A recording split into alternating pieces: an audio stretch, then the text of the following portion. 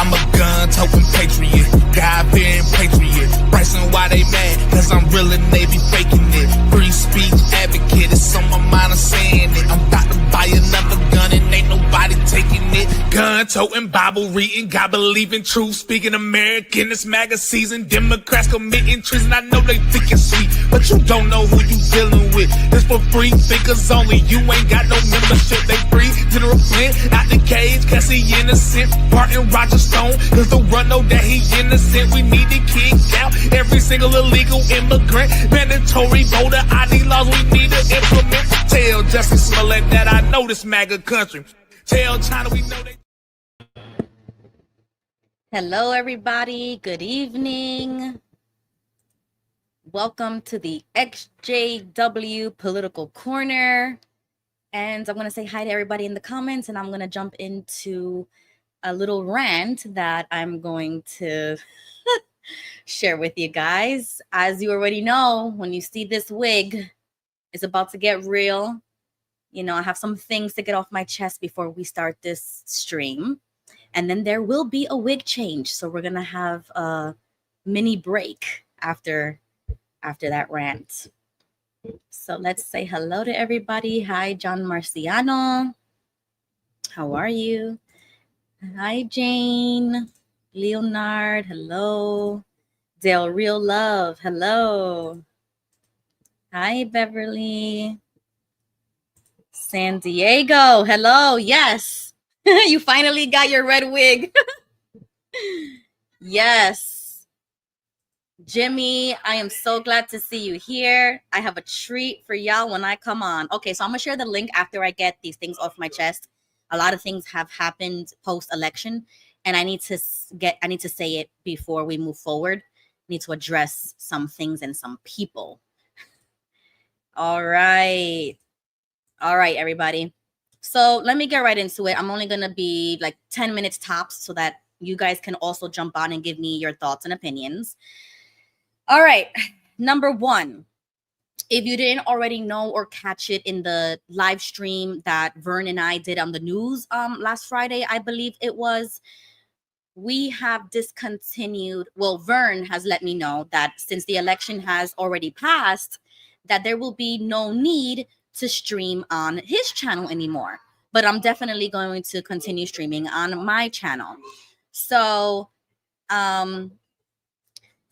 I mean, it was never like something, there was never like an expiration date. You know what I mean? Like, I did not know that depending on the election or just because there was an election, that he would want to end the stream on his channel. But that's okay. I really don't care about that because that's why I created my own channel so that I can do this on my own.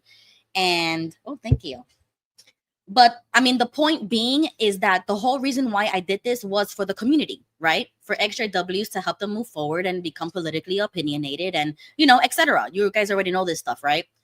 So I kind of felt a little sad that, you know, Vern wouldn't be streaming it on his channel anymore. But, you know, I thank all of you, and I thank Vern and Shauna for at least giving me the opportunity to stream and to, you know, share it with everybody else. So that's what I wanted to give you guys a quick announcement that I'm no longer going to be streaming my political show. Now, there might be other shows in the future that might be simultaneously streamed, but not just the politics. You know what I mean? So that's why I was kind of like, I mean, this is what I'm passionate about. You know what I mean? Like, this is what I love to do and what I love to talk about. So it made me a little bit sad, but that's okay. All right. Next thing, I have some notes here because I want to get through it the right way. So the next thing I want to address, and I hope Colty's in the chat. If you are a Colty, let me know. Say hi in the comments. Or maybe if she comes back later or if she sees this in the future. I saw a post that she made on Discord, and this is not new to us, especially from this one creator. And I don't have a problem name dropping the creator, which is Jake from Altworldly. And if you guys haven't already seen the short that I did about Jake, I'm going to give a little bit of context to it. I'm going to just address that because I don't think that this should be overlooked or swept under the rug. is that we already know that there are majority XJWs that are either left wing or um, liberals, in my opinion, that are online. Like their presence online is in the majority. So I'm like, we know that, right? And I'm pretty much only one of the only female voices that are conservative and right wing on YouTube in our community. You know what I mean? So I already know that these people, like Jake or other creators, and even what happened with Ron Pomo, these things are gonna happen because they believe in their own political ideology so much so that they are willing to argue about it, not debate. They want to argue, and also that they just don't care about what the other side has to say or how they feel. They have demonstrated that. We have seen that, right? So this is why I want to talk about that, because in that clip, I went in the chat section. He was doing like this hope stream or whatever post election. So I hopped in the chat section knowing full well that I'm going in the lion's den, right? Of all of these Democrat XJWs, these liberal XJWs, but I don't care, right? So I go in the chat and I put MAGA, like this is my second time voting and I'm so happy to be a part of history, right? And immediately when he sees that comment, that's the clip. He says, "Oh, yes, Ruby," like very sarcastically, right? And then after that, all of his audience in the chat section and the moderators all started like attacking me and my comments, right? Oh, like, is she joking? Like, how could you vote for somebody that goes against human rights and etc., right? So I'm laughing my head off, right? I'm like, look how triggered they get. Come to find out, guess who's one of the moderators in Jake's live stream? None other than Ron Pomo. Oh, Colty's in the chat. Hi, Colty. No, I was just saying that I'm just explaining, Colty, what happened on Jake's stream, which we already, talked about on Discord because I saw your post as well. This is why I'm talking about it, because I'm not the only one that has had a problem with Jake or with any of those on that side of the XJW community. Colty as well posted on Discord like, hey, are my comments getting deleted or am I getting blocked or whatever? And I'm like, oh yeah, that's what Jake and his moderators do. They will temporarily block you or delete your comments if you have a disagreement, a disagreeing idea or comment, whatever. So we know that, right? And I have shared my own experience. You could check out that reel later. But anyways, I'm talking about it because this is exactly why people like me or maybe others that are just silent on their political ideas, because they know the moment they speak about it, they're going to get dragged through the internet. They're going to get dragged or they're going to get canceled. But guess what? I don't care. And that's why I do what I do. And that's why I am who I am, right? So, I mean, just a little message to Jake. I think you should be a little bit more open-minded. How many times have we heard that we come from a cult environment and cult-like mentality that doesn't allow us to conversate with people of different opinions, right? So I would have expected a little bit more from Jake, despite knowing that that is how they are. You know what I'm saying? And so because I saw Ron Pomo was one of the moderators, and after that comment, I was immediately blocked from Jake's stream. And I have to assume maybe it was Ron Pomo who blocked me temporarily. I had to wait like 15 minutes just to write another comment. And then when I did have the opportunity, the next comment I wrote was, "Oh, I'm sorry. I didn't know you guys were this fragile," because all I said was one comment and I was willing to discuss it, but I couldn't because I was blocked. So you see, good people like me who actually like to talk about politics can easily get turned off when these people don't. But that's okay. That's okay. I'm the one who went there. Like, I get it. I get it. The point is, you don't just block people just because they say something you don't like or disagree with you. You can actually entertain it, discuss it, debate it in a good way. You know what I mean? Like in a right way, if that's what you want to do. If you don't want to do it, then just ignore it. But when you have a platform like this, it is my opinion that, you know, he's a big YouTuber. You know what I'm saying? Like, this is not some small YouTuber, and you're already treating people like this. It's just a bad look for me, and in my opinion. But you know what? His channel, his chat, his moderators, I don't care. I'm just exposing it. Okay, that's all I'm here for. So, okay, I'm gonna go to my next point. We already talked about that. The next point I wanted to mention was, while all of this was going on in the chat section in Jake's live, I saw another username, username that I recognized, and it was called YouTuber called Apostate Ministry School.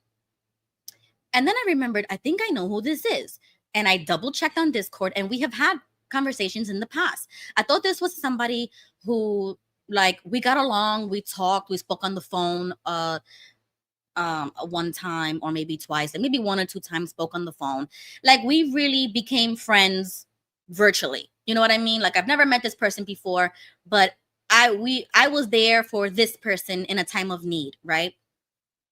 So I see this person in the stream, and I kind of thought that I would have an ally, you know, somebody who knew me and could possibly say, oh no, you know, Ruby's not like that, and then etc. Right? Because you think that maybe somebody might defend you in the comment section.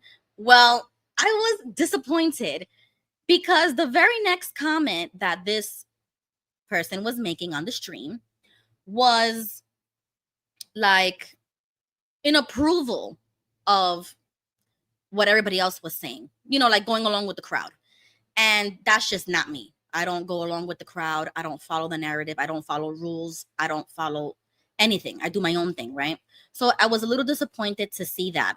And he was kind of like being a pick-me to become moderator. And so right there and then live, Jake made Apostate Ministry School a moderator, because I saw his name change from the gray regular color to the blue, right?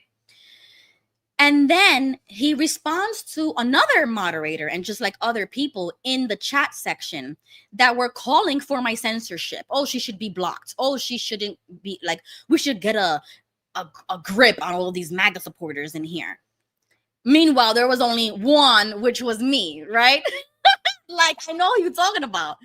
So anyways, I thought that Apostate Ministry School would have said something, done something, would have defended me in some kind of way, because we've spoke and we've had this like mutual friendship on Discord. I thought I knew this guy, right? I thought we were like friends. We're not. I guess not, because after he became a moderator, he said, I think, okay, this is what in quotes. Let me quote what he said. He said, I think that was appropriate, in reference to the timeouts that they were giving me. They were blocking me every single time I made a comment. Block, block, block. And then I would have to wait 15 minutes for the next time that I can say something, right? So after I saw his approval for my censorship, that's when I got angry. Because I said, how many hours have I spoken to this guy? How many, like, every single time they say, oh, you know, do you have a minute to talk, yada, yada. I was there for you. I spoke with you on the phone for hours. I gave you my time, my energy, my experience. I was there for you as a fellow XJW. And you're going to approve of my censorship on somebody else's channel, maybe because you're a fan of them, maybe because you like them, whatever. I don't care what the case is. I do not play games with people who behind closed doors would be your friend and smile and be buddy, but in the streets or online or in front of other people, you would hypocritically backstab them like that. And so since I couldn't say anything since I was blocked, I immediately hopped off the stream, went to Discord, and I sent him a message and I said, I saw what you said, okay? And I didn't appreciate it. Other people might be offended by that, but I'm not, because I don't really give a damn. But you know what? I don't like that. I don't like it. So, and I also said, I hope you're not doing this out of peer pressure, just because the majority of these people were like really cyberbullying me in the chat. So I hope you wasn't going along with the crowd. I hope this wasn't that. But regardless, now I know where you stand. Now I know who you are, and I see your true colors, and I don't like it. I don't like them. And I unfriended him. In my opinion, I think that's better than just blocking the person outright. But sometimes we have to do this. We have to stand up for ourselves. And when you see somebody either taking religion or politics to the next level and like ruining friendships or relationships over it, then you are immature on so many levels. And I don't got time for that. And that's why I wrote on Twitter, if anybody follows me on Twitter, I said, I'm too grown for that. I am too grown for this. So I don't really care about that, right? I don't care about Jake or whatever. He's his own person. He has his own thing. But when somebody I know that I've spoken on the phone to for hours, that I've given my time, that I thought we were friends, does that, I'm going to go the extra mile and I'm going to let you know. And then I'll unfriend you. You know what I mean? So that was another thing that I wanted to expose and to say how I did not appreciate that. And that leads into my next point. When to unfriend or block somebody when you need to protect your mental health, or when you disagree so much so that you feel it necessary to unfriend, like I did. That's when I will unfriend or block somebody, is when you promote the negative energy towards me or my comments just because you disagree with me and you approve of my censorship. Everybody has freedom of speech, freedom of religion, etc., right? So for you to do that outright, that in my opinion would warrant the unfriending. If I was to block somebody, I would only block them if they are harassing me or bullying, cyberbullying, in like name calling or threats. That's when you would block somebody. And that's why I wanted to talk about this, is because that is a legit reason. He approved of my censorship. He became a moderator, so now he has the power to censor me if he wanted to. And now I already know how he feels about it because he said it right there and then. Believe people when they say things, when they talk, all right? So just for that fact that now he even has the power to block me if he wanted to, because he's a moderator now, I can no longer associate with this person. And that is a legitimate reason, not because I don't like him. Okay? That's how you know how somebody is immature versus maturity. Okay? So I just wanted to point that out. My last point before I do a wig change and I give you the link to join, and I will read your comments in a second. There's another YouTube that I joined on a stream, and I shared it on Discord, and we spoke about politics, and I gave my XJW story. And these are people who are from New York, and it's like a whole different YouTube out of our community, right? The non-Jehovah's Witnesses, etc. The channel's name is From the Ground Up Productions, and she does a lot of different shows, and one of the shows she does is talk therapy, right? And we love that. So I watched her live today. It went live at 7. So I will share it on the Discord. So if you want to see it, watch it. The title was Stop Suffering in Silence, Stop Pretending, and Start Healing. And that's exactly what I'm doing. When you watch that stream, you will understand what I'm talking about. It's about to stop pretending. I will not pretend to be friends with people on here. Even if you are agreeing with me on political things, or if you disagree with me, I don't pretend. I am upfront. I am truthful. If there's a problem or something like this arises, I go up to the person and I confront them. I talk to them directly. I let you know when I'm offended with something, or I don't like something, or what you did, something is wrong, made me feel this way. I communicate now. I am no longer that JW who will just keep it to myself or bottle it up. No, I will not suffer in silence, especially when it comes to political things. No, we are in 2024. Like Lucy says all the time, women can vote now. We have like more rights than we did before. I love her for that. You know what I mean? So I'm not going to be silenced, and I'm not going to suffer in that silence, and I'm not going to pretend about it. So I just wanted to promote that YouTube channel and her show, because I think it's really awesome, really cool. And she's going to reach out to me to do an interview. So that's kind of cool. So anyways, I'm going to do a wig change. While I am changing my wig, I will put the link, join me backstage, and then I will bring everybody up to the stage, and I'm going to read your comments as well. All right, guys? So let me see. I'm going to put a be right back sign. I'll be right back.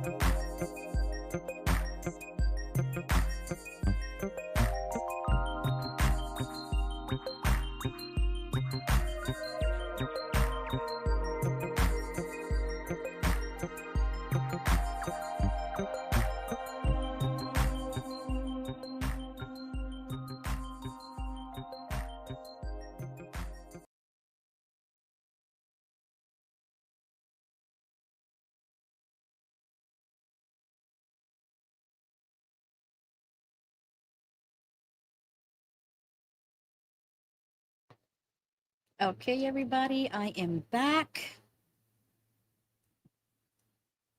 Did a wig change. And I am ready to, if anybody wants to hop on, I pinned the link to the top of the chat.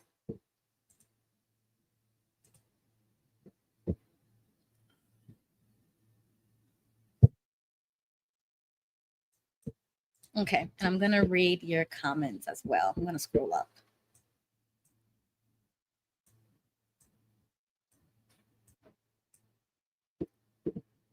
Oh, snap. Hey, Jimmy. Good evening. How are you? I am good. Hey, what was the title of your show tonight? The title is How Do You Feel About the 2024 Election? Y'all indulge me for about 40 seconds. Mm-hmm.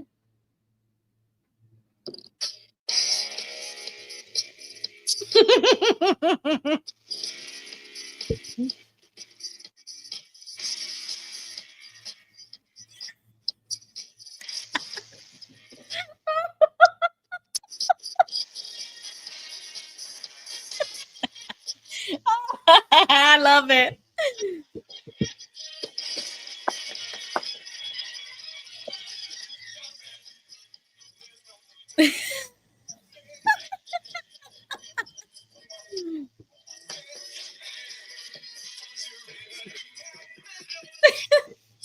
There you go. Come on, everybody. Do the Trump shimmy. Yeah. You missed, bitches. Oh my goodness, man. Sorry, I had to. I was thinking about that all day today. Wow. We know how Jimmy feels. Jimmy's ready to party. Hell yeah. So what's up? I'm doing good. I mean, I went through a roller coaster of emotions after the election because I felt like I've been holding up all that tension. Because I mean, I've been afraid ever since that assassination attempt. I've been afraid because I'm like, how is he gonna make it to election night? Like, how is he gonna make? I hope he makes it to the inauguration. I hope he makes. You know what I mean? Like, I'm stressed because I'm like, these people really want to get rid of him. Yeah, of course they do. Of course they do. And I'm gonna tell you right now, they're not gonna stop trying. Right. So when I was doing the election and I was doing the stream, and you know, I had Quentin here with me and I'm educating. I'm like, I was on like we were streaming for 9 hours. And Yeah. as soon as we like knew he was gonna win, I logged off that stream. I took a shower. I ate. Like we slept so peaceful. We woke up with like genuine peace and happiness that he won. Because we were just in disbelief, like, thank God America woke up. Yeah. Actually, you know, I wasn't surprised with the results. I mean, because, you know, I was calling it, you know, way before Google and way before the mainstream media was, because there's a reason why they were slow walking everything. We can get into that in a little bit later, but there's a reason why they were doing that. And because of what they were doing, the numbers that we have aren't the actual legit numbers. Trump won, yes, but he won more than what's been reported. Right. Okay. I guess so. I mean, like, are we ever gonna have 100% secure elections? Well, this one, I'll tell you guys this. This one right here, it was secured in a way to where the cheating was being exposed. Now, the cheating, and this is one reason why they were. Let me go back to that first. The reason they were slow walking the results is because the mainstream media and everybody in that camp, they were waiting to see what would happen between 1 o'clock and 3 o'clock because they were expecting drops to happen. And if you look at Trump's Truth Social earlier in the day, he said, big things happening in Pennsylvania. Don't worry. Law enforcement is on the way. So if you look at videos from Pennsylvania, there were actually box trucks coming into the Board of Elections about 1 o'clock. And I think I actually posted that on the stream last week. They would come in about 1 o'clock. Well, like 1:45 or within the hour, the election for Donald Trump was called in Pennsylvania. So they stopped the steal in Pennsylvania. They stopped the steal in Detroit. However, there are some places that either they didn't stop the steal or it was allowed to happen. Because if you look at, for one, if you look at all the states that Kamala won, and folks may not know this, but look at all the states Kamala won.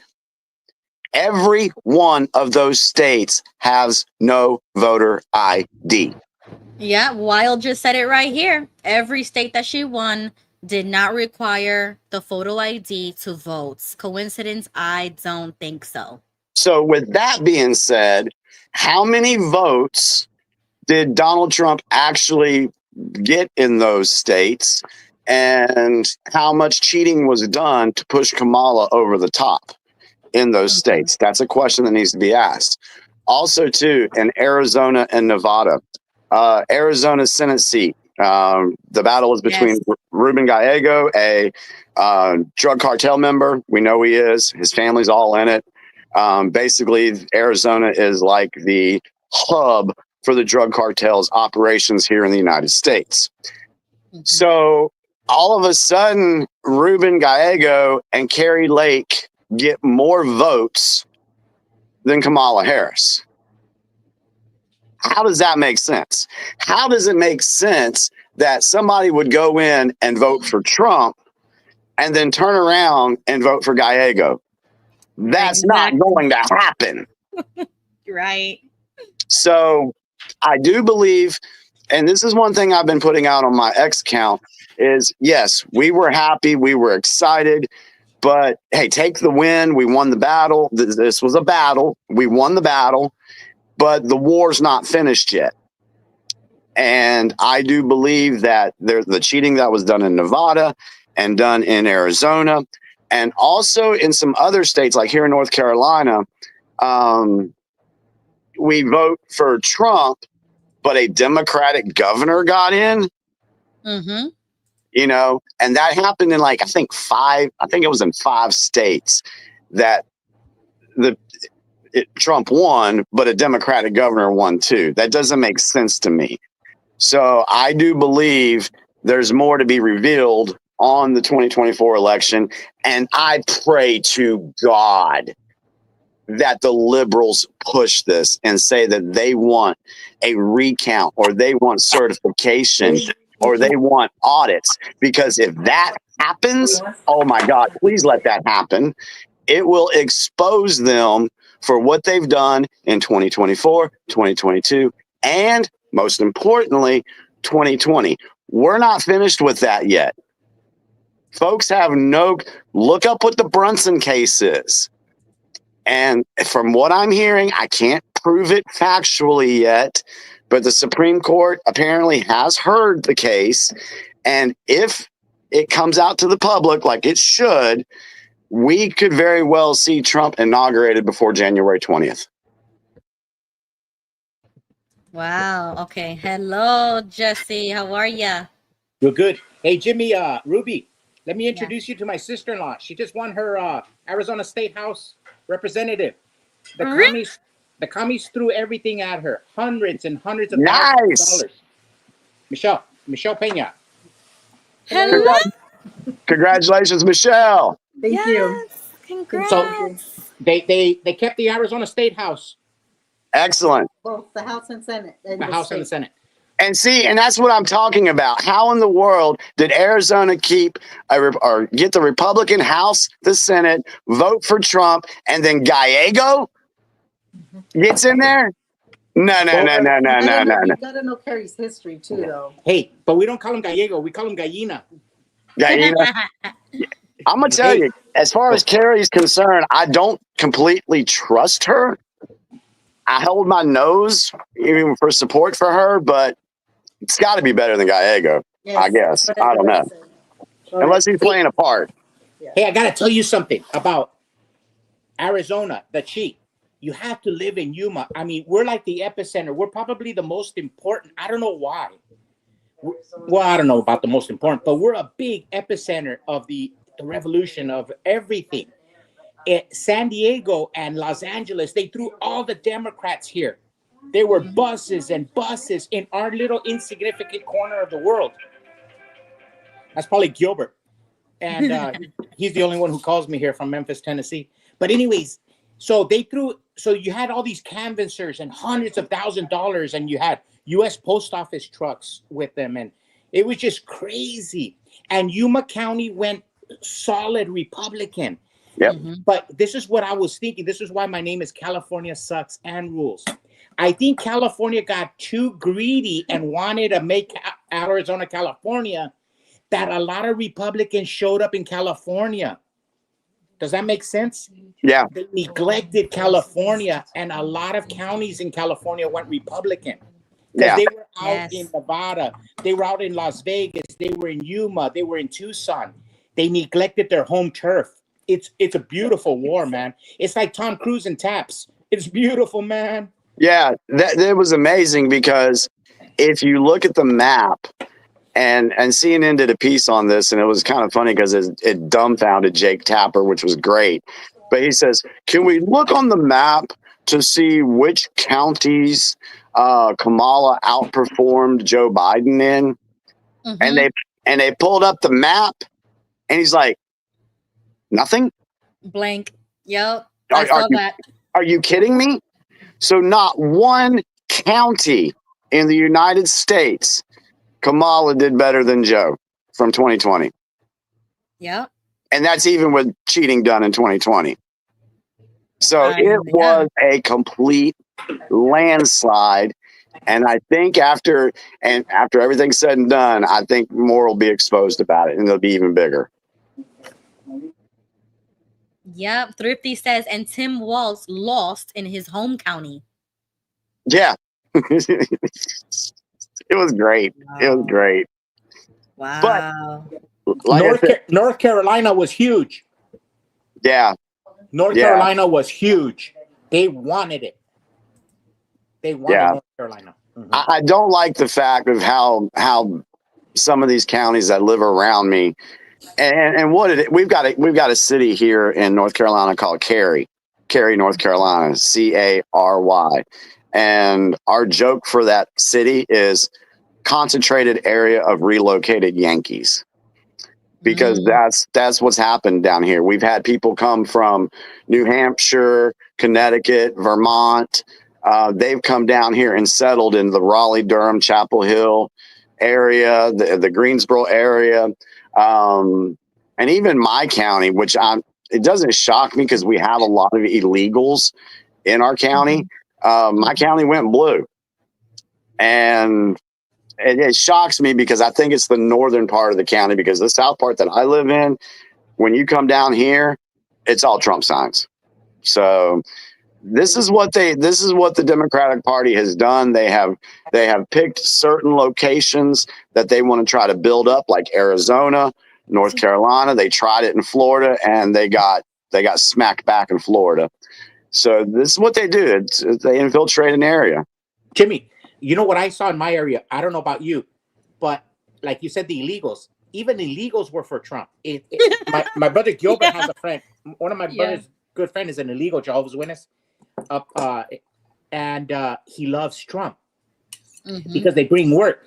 But what I saw is the minorities, the women, the Mexican Americans, the blacks, everybody, the minorities were going for Trump.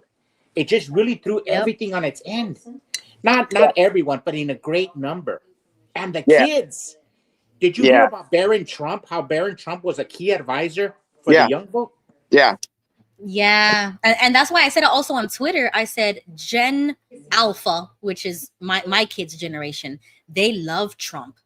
And it's like you can't describe it. They just love him. Like the energy is there. The movement is not going anywhere. I think MAGA is gonna be here forever. Like they're gonna and that's why I had my son there on the stream. He witnessed history with us. Like it was educational. That was awesome. He's going to remember that for the rest of his life. He was going to be like, when I was 10 years old, I saw Donald Trump win with my own 2 eyes. You know what I mean? Like that is what they're going to grow up with that.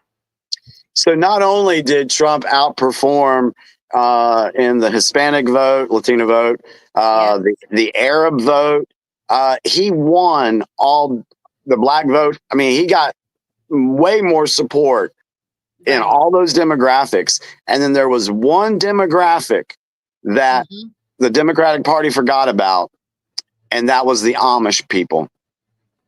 Oh, yeah. The Amish people came out in droves for Donald Trump, and the Democratic Party forgot all about them.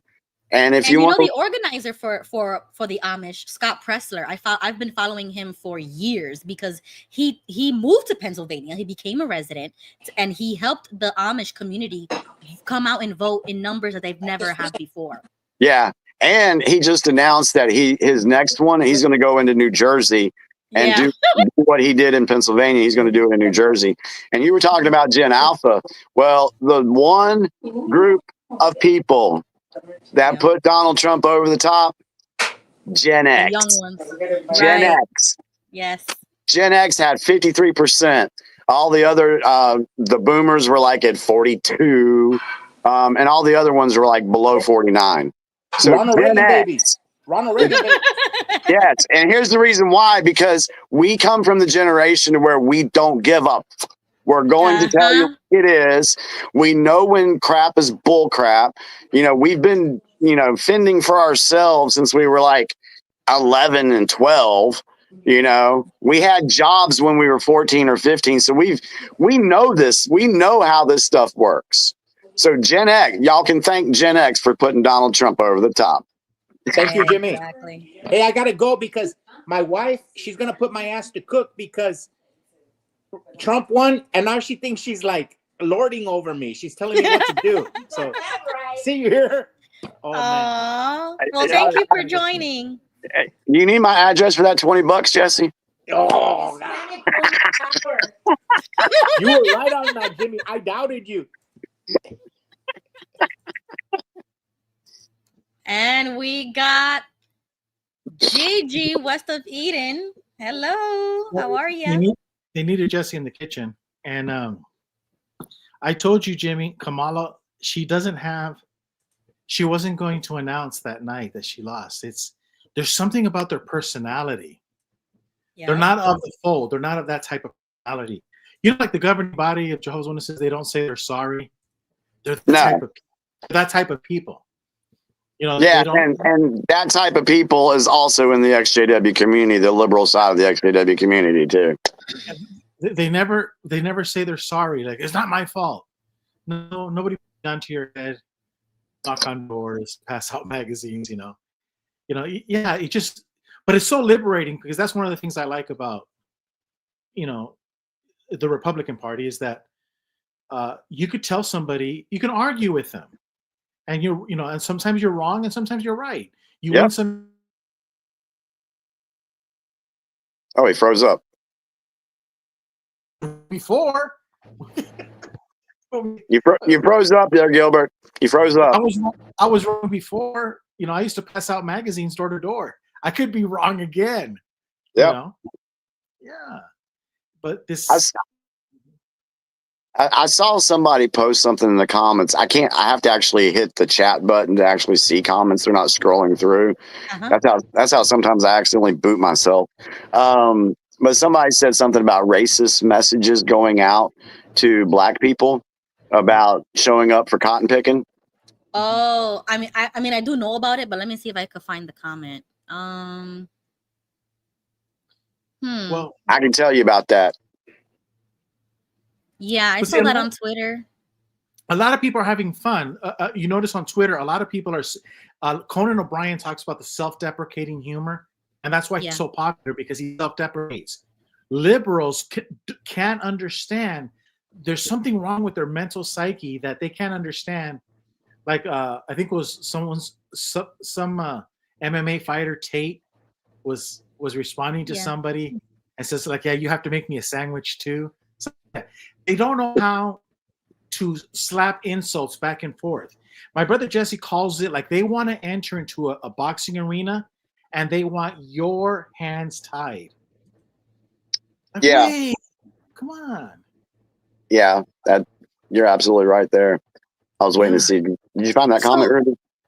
I did not, but I do want to know your opinion. What's the reasoning behind those All right, prank so text messages? so from what I understand, can you look at a phone number, just a number you don't even know, and you don't even know the person, but can you tell if that person is black, white, Hispanic? Can you tell? No. What organizations would be able to tell? I have no clue. FBI. So You're right. You're right. I do believe that these text messages going out to majority of the black folks is coming from the FBI. Absolutely. I didn't get any.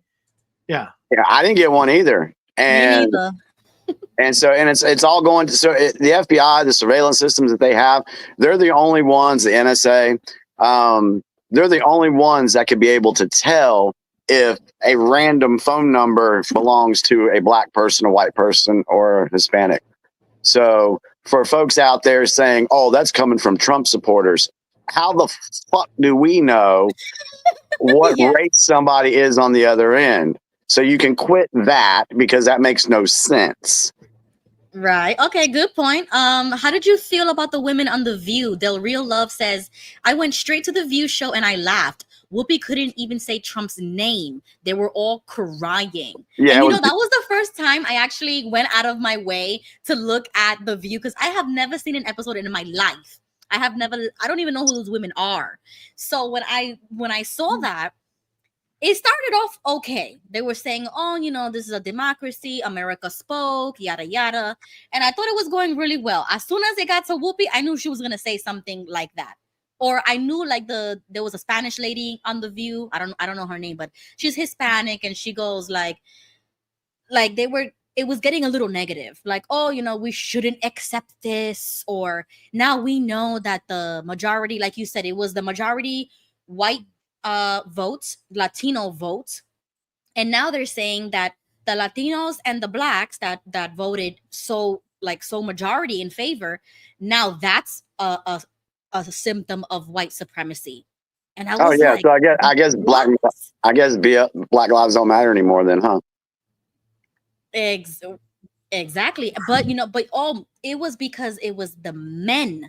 They were saying this is proof that the Latino men and black men, especially white men, are all misogynistic because they hate women. They don't want to vote because she's a woman. You see how they made it about gender and identity once again. Oh, that's what they always do. Now look, I'm Mexican. I'm Mexican, and I'm going to tell you, even the illegal aliens I know like Trump, even though they know they might get deported. But here's the thing: do you know why Mexicans? I can only speak for Mexicans. I'm one of them. And when I talk to them, do you know why Mexicans voted for Trump and why they love Trump? Because a lot of Mexicans work in landscaping, concrete, construction, air conditioning, electrician. They all are the trades. Everyone that I know, they all have a kitchen. They make burritos, tacos. They're in the trades. And they identify with Donald Trump because at the end of the day, Donald Trump has a kitchen on his hotel rooms. You see, they know this is a guy that does the same thing I do, but he just does it better. You know? Yeah, it was more of an the economy was the driving voting matter for the Hispanics. Yeah, I do believe. but as a Mexican, he's going to look at Kamala. She doesn't know. She's never planted a tree. Eric Trump talks about air conditioning, and see the Mexicans understand that here's a guy who knows how to work with nuts and bolts, and the other guys don't.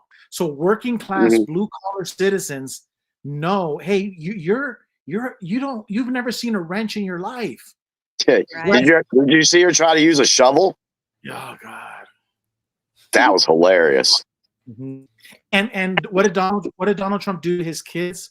They all worked the trades. They all did drywall. Eric Trump is a fanatic when it comes to air conditioning because of the clean, the filters, the air conditioning filters, and the cleaning, because he wants his whole building to be clean. So so as a young kid, his dad put him to the air conditioning guy. And here's the thing. This is why the Mexicans love Donald Trump, because Donald Trump, he goes and talks to the woman who makes the bed at the hotel. He talks to the waiter. He talks to the landscaper, because he knows that's where I'm going to hear the truth. That's where I'm going to hear the problems. Identify with that. When a rich person never goes down to the level of the individual worker, then they hate the owner. But when the owner goes down and he actually drives the truck, he knows how to drive, a stick shift. They have respect for the owner. Yeah. And I'm telling you, this is why blue collar men voted for Trump. Yep. Because they identify with him. Mm-hmm. Mm-hmm. That's true. And his children. Yeah, good point. But I do have to be honest and say, like, after the election, I don't know what it is, but like I was telling Jimmy earlier, that I had like so much anxiety and stress just by the way they were treating Trump in the media, the way they talk about him, the assassination attempts. Like, it really put a toll on me, like without me even realizing. It was really hurting me, like hurting my, and it's not because I like Trump or whatever, or I'm right wing. It's just like, he's a human being just like any one of us. And the type of negativity that they were putting on a human just because he is who he is, that doesn't sit right with me. I don't care if you're rich, you're poor, white, black, like, I don't care. It's just the way they were talking about him really hurt us. And we were like really afraid that not enough people would be awake enough to that fact. You know what I mean? So when after he won, like, me and my husband, we had like anxiety attacks almost, because it was like our body finally releasing all that stress, and like we were depressed for a long time and we didn't know why. And I was crying and he was having anxiety attacks because we were just so happy that he finally won. Just my opinion on that. I think what you experienced there, Ruby, was significant personal and mental growth. And the reason I say that is because what was I telling you? Don't worry, everything's going to be okay. Don't freak out. Because my moment of what you just experienced was the 2020 election. It was a gut punch. And I was like, what the hell? So in our minds, what these people do, and Watchtower does the same thing, is we see all this stuff on the news and it messes with us mentally. It pushes the fear. It pushes the anxiety. And this is what these people thrive on. So after the 2020 election, I realized that, and I'm like, holy crap. Okay, this has got to go another way. I got to readjust my thinking and figure out what the hell is going on here.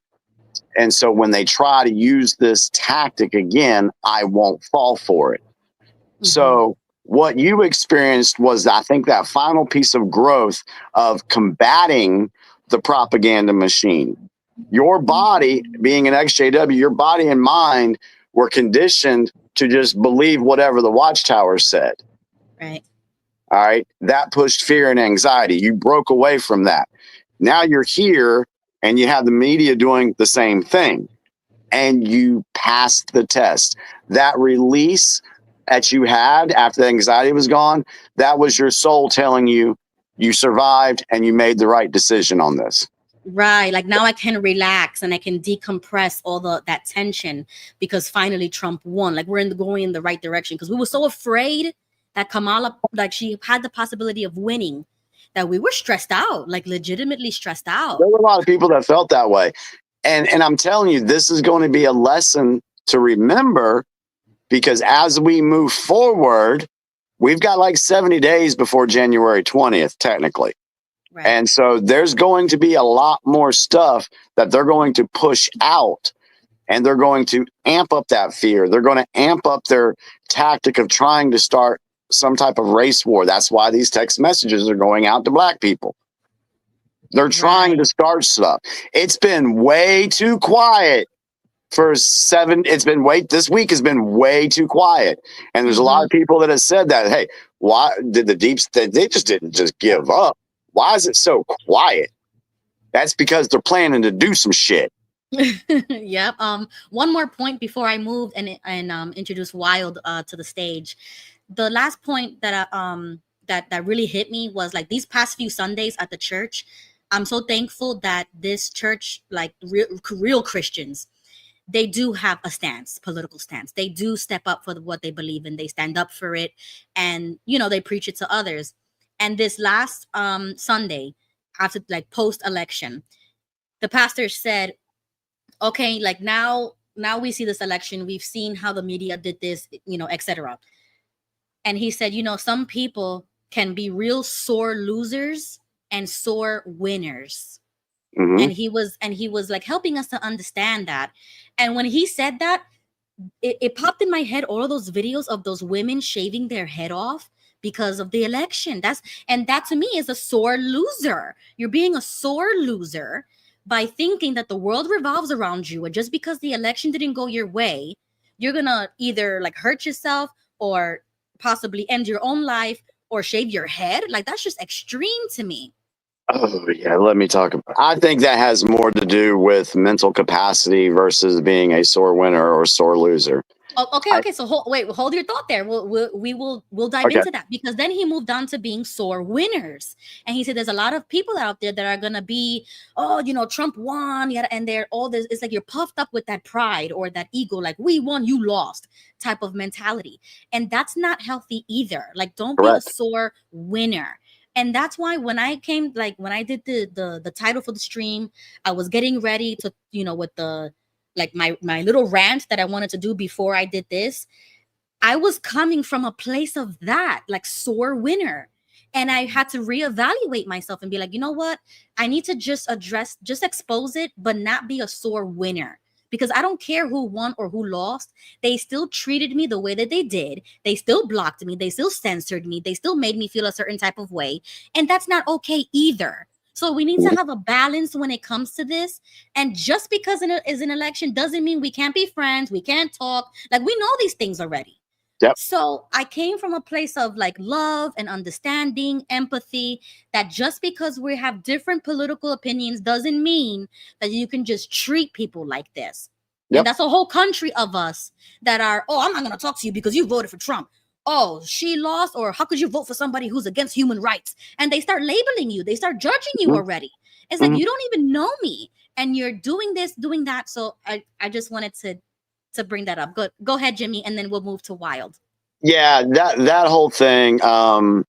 When I think it was the very next day, I put out a video. I did a live because I was like, you know what? All right, let me put this out here. Yes, I'm happy Trump won, because the alternative would have been disastrous for this country. We all know that. But I actually explained in that video that I wanted to put an olive branch out to these folks. And the reason why is because I want to help them understand that they've been lied to by the media, and they're sucking, they're just sucking it all up. And that's why I've said that there's a lot of XJWs out there. They may have woken up from Watchtower, but they haven't washed their brains mentally clean of the indoctrination and to be, coerced to believe the propaganda. So all these people out there, these women that are shaving their heads, putting little tattoos on their middle finger, wearing a blue bracelet, I guess, and saying that they're not going to have sex with men for 4 years. I guess they won't have to worry about the abortion thing that they stood up so for. I guess they won't have to have abortions. And, if they want to go ahead and shave their head and not have sex, fine. That just leaves more men for conservative women. And we can actually have babies that don't have mental illnesses. Because but Jesse says it's going to be a baby boom. It's going to be a Trump baby boom. Right. That would be funny. We were supposed to do the video today, but we didn't. But you know what? That'll be interesting to watch. We'll be able to find that out in about 2 years when the data comes out and we see the birth rates in the United States. Because for decades, it's been declining. No, it's a fact. If it bumps up in 2025, that will be the Trump baby boom. I hadn't even heard that yet, but that's great. Just and I've been talking about that all day today. We were supposed to do a video talk about Trump's baby boom. Maybe we should do it.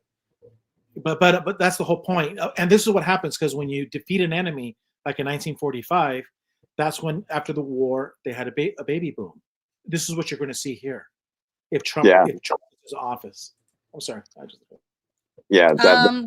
Go ahead, Wild, and then I'm gonna go to one of these comments. It's a question for Jimmy, but I'm gonna give Wild at least 3 minutes. Go ahead, Wild. All right. I'm stoked. Can you hear me okay? Yes, go ahead. All right. Yeah. RFK is going to be over health. All right. I am so happy about that with Trump appointing him. The next thing I got to say is, did anybody else pick up on all the little subtle hints that there was internal friction in the Democratic Party before this thing was even called?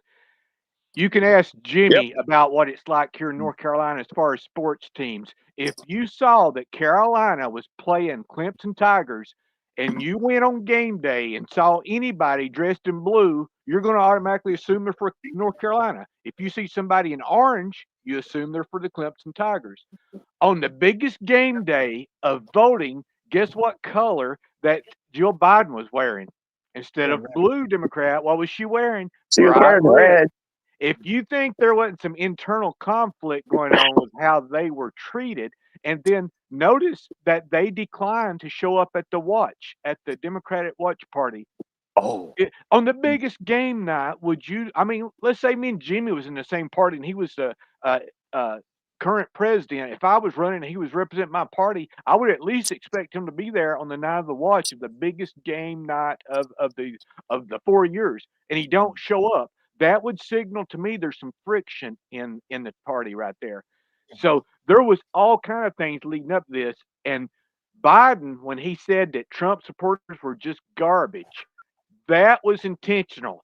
I even posted on Facebook, this was a gift that was almost as good as Hillary Clinton calling them deplorables. I said it wasn't quite that good, but it was leading up to that. He did that purposely.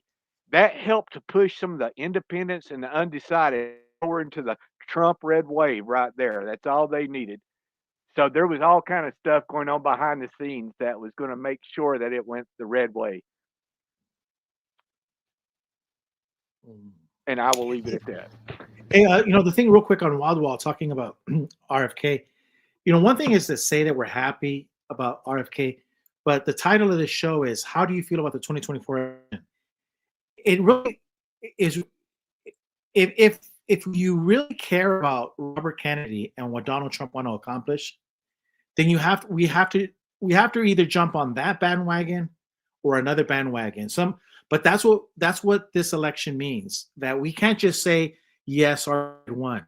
No, we need to jump on a bandwagon and say the Department of Education. If it's going to go all to the states, well, then you might want to get involved in your local school district. Not me. I don't have kids, so in school, right? So I'm gonna jump on the RFK bandwagon. But that's to answer the question that Ruby has. How do you feel about the 2024 election? One thing is to have Robert Kennedy working. Another thing is to actually work with him. How we're going to do that, I don't know. We leave that to your imagination. But why do all that's my thing is, is one thing is to clap that Trump won, but another thing is to put on your boots and your jeans and say, what am I going to do in 2025 to show that I will, how am I going to participate? To go back. Sorry. No, and I was just going to show you this. We're not going to watch it, but in YouTube, there's everybody's seen Valuetainment. This is a great video, and it's what to expect that Donald Trump won the election. He talks about the golden age, and it's real beautiful. Oh, yes. It's a great video, and you can watch it maybe once or twice. But he talks about how if the 4 years are going to go by like that, and if you find yourself in the same situation, well, then you wasted the opportunity. So that's what the 24 election means to me, is that, you got to wake up earlier and go to sleep later and get things done. Going back to what Wild said before I comment on that, Ruby, I just sent you a DM on X, and when I finish talking, you ought to play it because it's pretty fun. It's actually pretty cool. Just imagine if that would have happened. But Wild talked about that there was a dissension in the Democratic ranks. Oh, there totally was, because that's the reason why the internal polling for the Democratic Party after the debate that Trump had with Biden showed that Trump would have ended up getting more electoral votes than he actually ended up getting facing Kamala. He would have blown Joe Biden out like 350, 400. He would have got that. So their polling showed that. And they knew that there was no way that they were going to be able to attempt a successful cheat, because the margin, it would have been too big to rig. So that's why they swapped him out. And originally they were going to have an open primary, but Biden came out and endorsed Kamala. So when Biden came out and endorsed Kamala, it forced the hand of the Democratic leadership to go with Kamala and not have their open primary. So he did a number on the Democratic leadership. So this is all stuff I've been looking up ever since for the past week. But play this clip and imagine, folks, I've been telling you guys you've been watching a movie. Tell me this doesn't sound like this could be in a movie right here.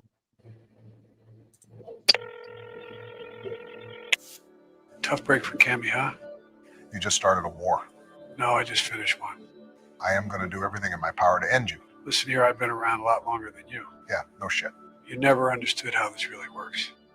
You were always a good soldier for them, but not me. I didn't get plucked out of nowhere like you did. I spent 40 years hiding skeletons for those fucks. I knew you were fucking stupid, but this is insane. You really don't know the enemies you just made. We are going to erase you from history. Oh, like I give a fuck. I've made my bed. I'll lay in it. I know my family is protected. How about yours? How long do you think before investigations start? How long do you think you'll stay useful to them? Besides, give yourself some credit. You were the one that dared him to run, but now I gave him the Oval Office. How about you? Joe, what the fuck did you do? I don't remember. I'm just a crazy old man, right? Did you make a deal with him? Like I said, my family's protected. Hold on, I got someone who wants to talk to you. Hello, Barry. It's been quite a long time, hasn't it? This isn't fucking over. I'm not an idiot, Barry. I just play one on TV. Now that's completely AI, but could you imagine? Could you imagine if that? So that was funny. Wow. Well, it's 100% false, but not 100%. It's false. But even if, and I do agree that 10, 15, 20% is true, that's scary. That's scary. It's not one. It's not 100% false. We know that the whole thing was false, AI, but there's some truth in that stuff. That's there is. Well, yeah, there is. I'm not buying 100%, but it's a good edit. It's a good edit to help people understand that they are friends behind closed doors. This is like politics. Donald Trump pardoning Hunter. I do believe that. And this is This is why I have said for 4 years that the original Joe Biden is no longer with us, and the Joe Biden you've been seeing for the last 4 years has been an actor. He's part of the White Hats, and he's been working to expose the Democratic Party. I will stand by that until further notice. But yeah, I mean, and Wild saying that Jill came out in red. That's a comm. You got to understand what comms are. So that was them saying, yeah, I guarantee you the Bidens voted for Trump. Yeah, I've heard that. Okay, Jimmy, here goes your comment from JG. Does Jimmy have an opinion on Kamala's speech when she said that Americans' loyalty is not to a president, but rather to the constituents? What are the Dems planning? Can you read it again? Sure. If you have an opinion on Kamala's speech when she said that America's loyalty is not to a president, but rather to the constituents. Okay. If I'm getting him right there, that speech that she gave, in my opinion, was a rallying cry to the radical left side to continue fighting, continue getting in the streets. Because right after she did that, you had protests pop up in Seattle. You had them pop up in Portland. You had them pop up in New York and a couple of other places that those protests sprung up, like overnight. Yeah, it wasn't overnight. They planned that shit. So that was a call from her to their foot soldiers to start getting out in the streets. She doesn't care 2 cents about an American constituent. She could care less. She doesn't care. So that's the speech that she was giving. She was giving it to them because she said, however, I will concede this election, but I will not concede the fight. Right. Oh, hold on, Jimmy. There was a typo, not constituents. He meant to say constitution. So in the speech, she said that America's loyalty is not to a president, but to the Constitution, not constituents. So, okay, now I understand. I remember that speech. That's when she came out. She said the Constitution, not a president. Okay, that was her. That was a gaslighting comment because she doesn't care about the fucking Constitution. Sorry, I'm just right. She doesn't care about the Constitution. I mean, so that was propaganda on her part. Now, as far as what they're planning to do, like you said, there's several things that they're working on right now. They're either going to try to finish stealing certain Senate races and certain House races. I think they've all been called. I'm not completely sure, but they're going to complete the steal there. They're going to get busted for that. They're going to try somehow or another to push the narrative that, Trump could get assassinated again. They're going to push that. So don't be surprised. And I have told y'all before that the deep state does have a Trump clone. They do have a Trump lookalike. So if you see something like that happen, don't freak out. Right. Because that's a possibility. I'm not saying it will happen, but you got to think bigger in what we're dealing with here. Things that sound totally outlandish. They say the truth is stranger than fiction, right? Yes. So what I just want to interrupt for 1 second. I want to highlight this comment. Lady Miz, this is the YouTube that I mentioned at the beginning of the stream. She did a talk therapy show and I joined her channel talking about politics and I gave her a little bit of my backstory. So she made it to one of my streams. I just want to welcome her. Yeah, I gave my story about ex-Jehovah's Witnesses. I told them the purpose of my channel, my streams, the show. So we are all ex-Jehovah's Witnesses here that are finally getting political. So I want to just welcome her to the chat. Everybody welcome Lady Miz. Welcome, Lady Miz. Did you want me to go on? real quick? Yes. Go ahead. At least 3 more minutes, and then we'll move to San Diego. Go ahead. Okay, cool. So they're probably gonna do an assassination thing. They're gonna try to push that. We'll see if they succeed in that or not. They're going to try to not certify the elections. Jamie Raskins has already said that they just won't certify it. So there's going to be a battle there. They pushed the January 6th thing of 2021 as an insurrection on America. I'm going to tell y'all right now, you're probably going to see an actual insurrection. What a real insurrection looks like. I hope not. You're probably going to see it, because then once you see the real one, then you'll be like, oh, so yeah, January 6th, that was fake. That wasn't an insurrection. That's what I'm telling you. You're probably going to see that. No, it's going to happen. It came out 2 hours ago. 2 hours ago, they just broke this. President Trump nominated Pete Hegseth for Secretary of Defense. This guy, he was, I guess, works for Fox News, but the point is this: this guy is a combat veteran. You don't understand what that move is. Here, Donald Trump did 2 things today. He named a veteran combat man with multiple tours into the chief Department of Defense.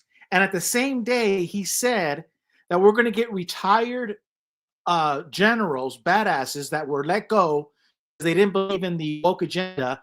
He's going to bring them in a roundtable, and they're going to say who to fire. Yeah. Think about this. Think about all of the career politicians, in the generals, all of the career people in the Pentagon, and now the chief dog is a veteran. This is what America wants. Yes. This is exactly what America wants. And so what Jimmy said about the insurrection, that pisses them off like literally heads exploding. Anything is possible with this. Donald Trump, God bless him, at least he's going to go down fighting. He's saying, hey, I'm putting it all on the table.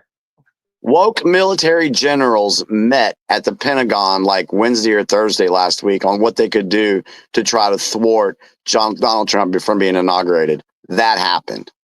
So it's not out of the realm of possibility that we could see a real insurrection. I will tell you, though, you'll see enough of it, but it will be taken care of rather quickly. Going to the point that Gigi's made about these appointments, folks, be careful when you're reading X or reading Discord, when they're mentioning somebody that, Trump has picked this person or that person, because there's a little thing called the canary trap. Mm-hmm. And the canary trap is, I'm going to tell Ruby a secret. I'm going to tell Ruby something that only she will know. And then let's say a week later, I'm seeing what I told her all over Twitter or all over X. I know who my leaker is then.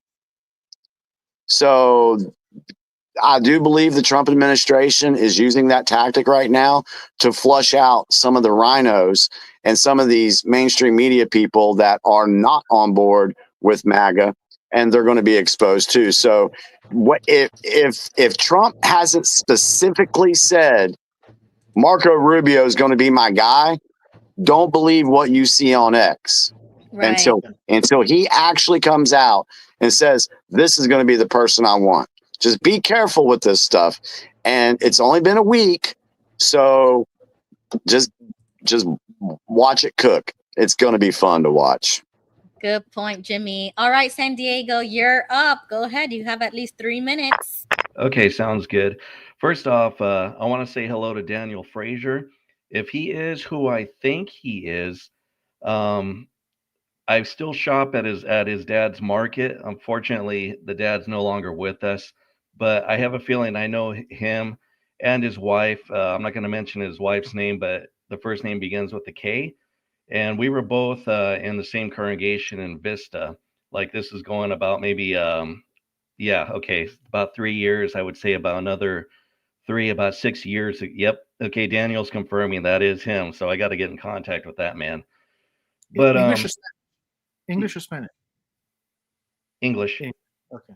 Okay. Yeah. So yep, he confirmed the name right there, his wife's name. Okay, perfect. So okay, another person I've met that's out of the organization now. So but as far as like the election goes, there's a couple of things that I did want to point out. This is probably common information, but Donald Trump won about a little over 40% of the votes here in California.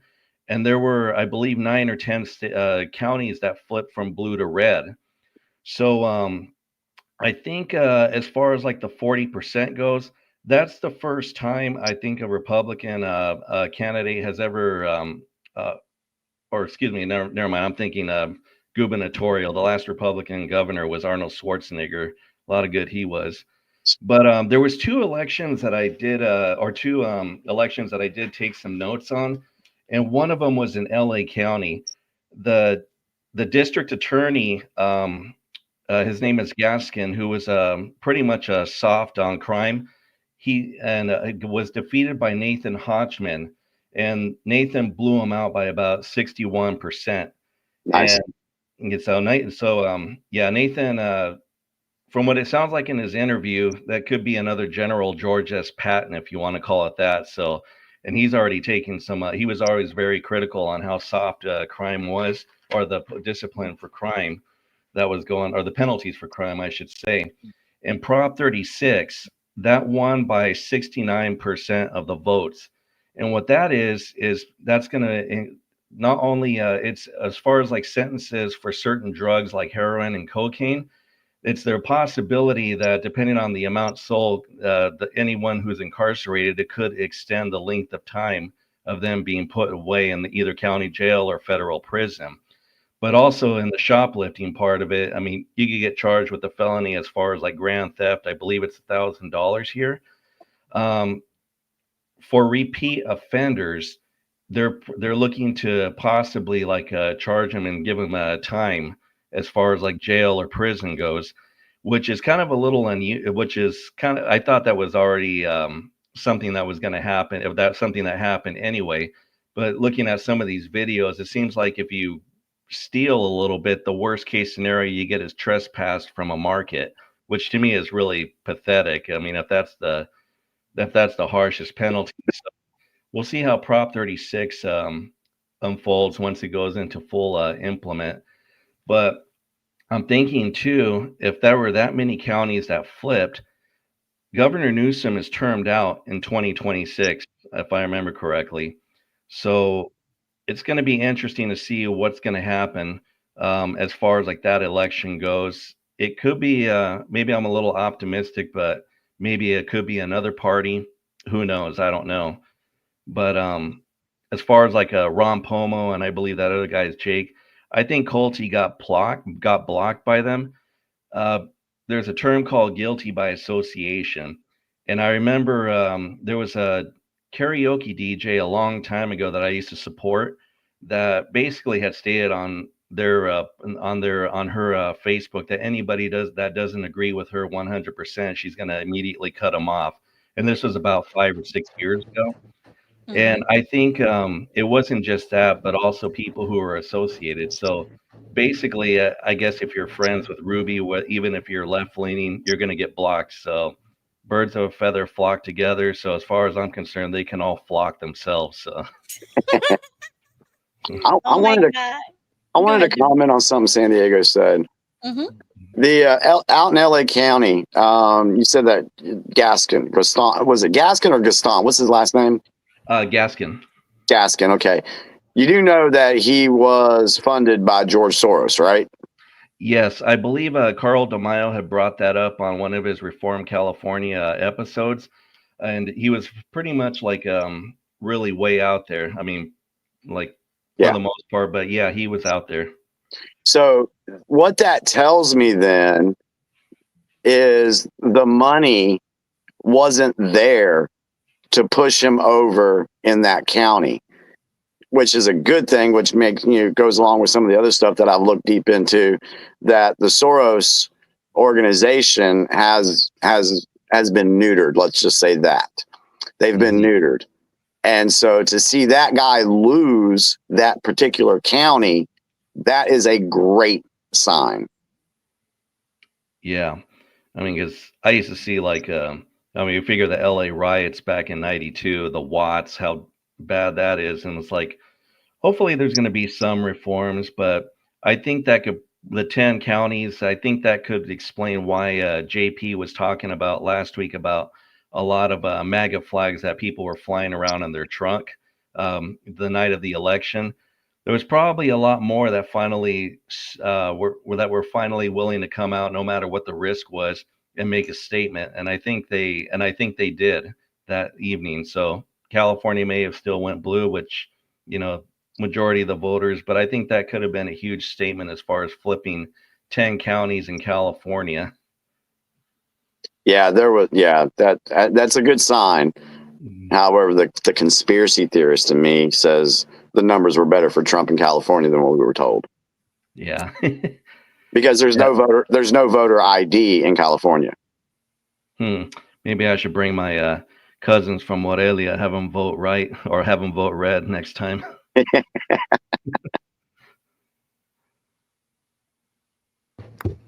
Yeah, wow. Thank you guys for that. So yeah, after going back to my last comment about like those anxiety attacks, we've been going through it. Like this whole week we were like letting ourselves rest, because for so long we were always like worried about Biden if something were to happen to him, so that Kamala doesn't become president. You know what I mean? Like, so the last 4 years we've been stressed out, and then now after the election, it's like we could sleep with peace, we can rest, because now we know, okay, at least Donald made it. You know, like at least I hope Donald makes it to the inauguration. Like I hope these things can actually work out the way they're supposed to work out. Because like you said, Jimmy, we might see a real insurrection. I hope not. I really, really hope that nothing pops off. Because that, I'm going to be optimistic, and I'm going to say, I hope nothing pops off. And there was one thing, something else you said. Let me ask you this. Let me ask you this, Ruby. Yeah, go ahead. You've got a group of criminals that have been in power for so long. Do you think they're just going to give up and not fight? But he won in 2016. Doesn't matter. Why does that not matter? They're going to fight and push until they have been basically done, taken care of. They're not going. It's like I've used this expression before. You know, when a robber goes into a bank and robs the bank, and he runs out and the cops are outside, does he just throw his hands up? No, he gets in his car. He takes off. Cops chase him. He crashes the car, but he gets out of the car. Does he put his hands up? No, he starts running or starts shooting. They don't give up until they're eliminated. And that's the same. That's what we're fighting here. So, like I said, this was a battle. Yes, this was a battle, a victory battle. It was like, I think I said it in a post to where I said, this was like D-Day +1. For example, we took the beachhead. Mm-hmm. We took the beachhead last week, but the war's not over. Oh, no. So did they underestimate him in 2016? Because totally. Oh, okay. Hey, real quick, Ruby, because yes, just a couple of things I just want to mention, then I'll leave, because Donald Trump is on the chat section, and just going back, this Department of Defense person that Donald Trump put in is huge, and it's already having ramifications because Russia wants peace. In countries in the Middle East are already kicking out their terrorists. It's already happening.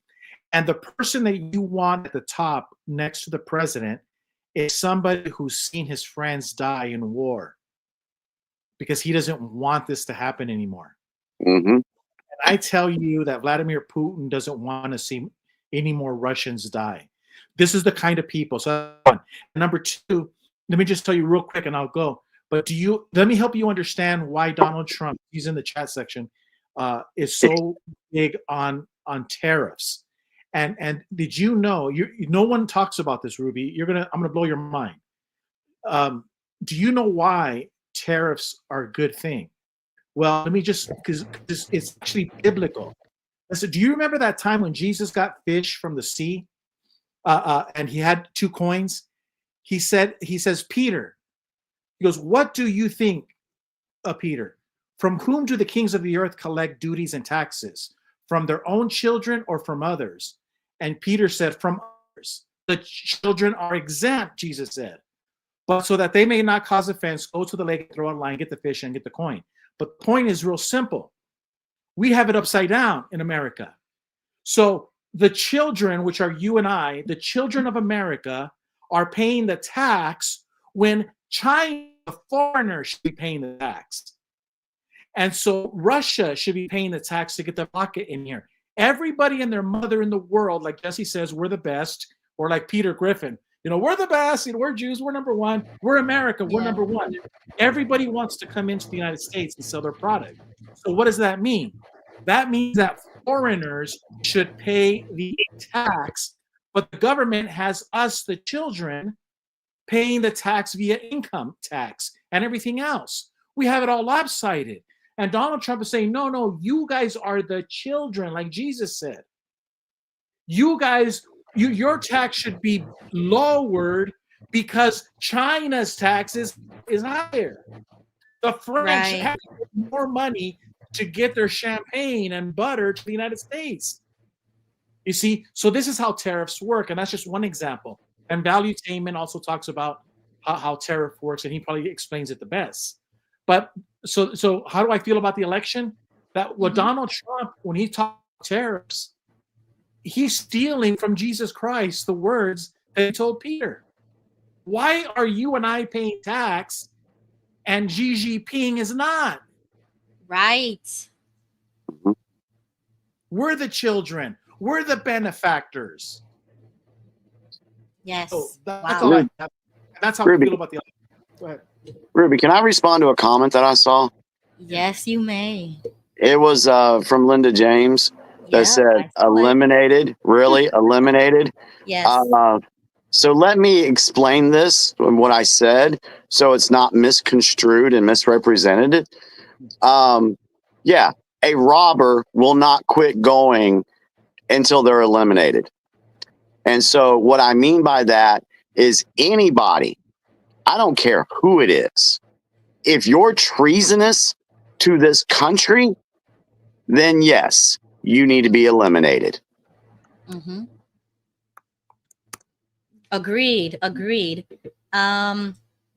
Wild, do you have any thoughts that you would like to share?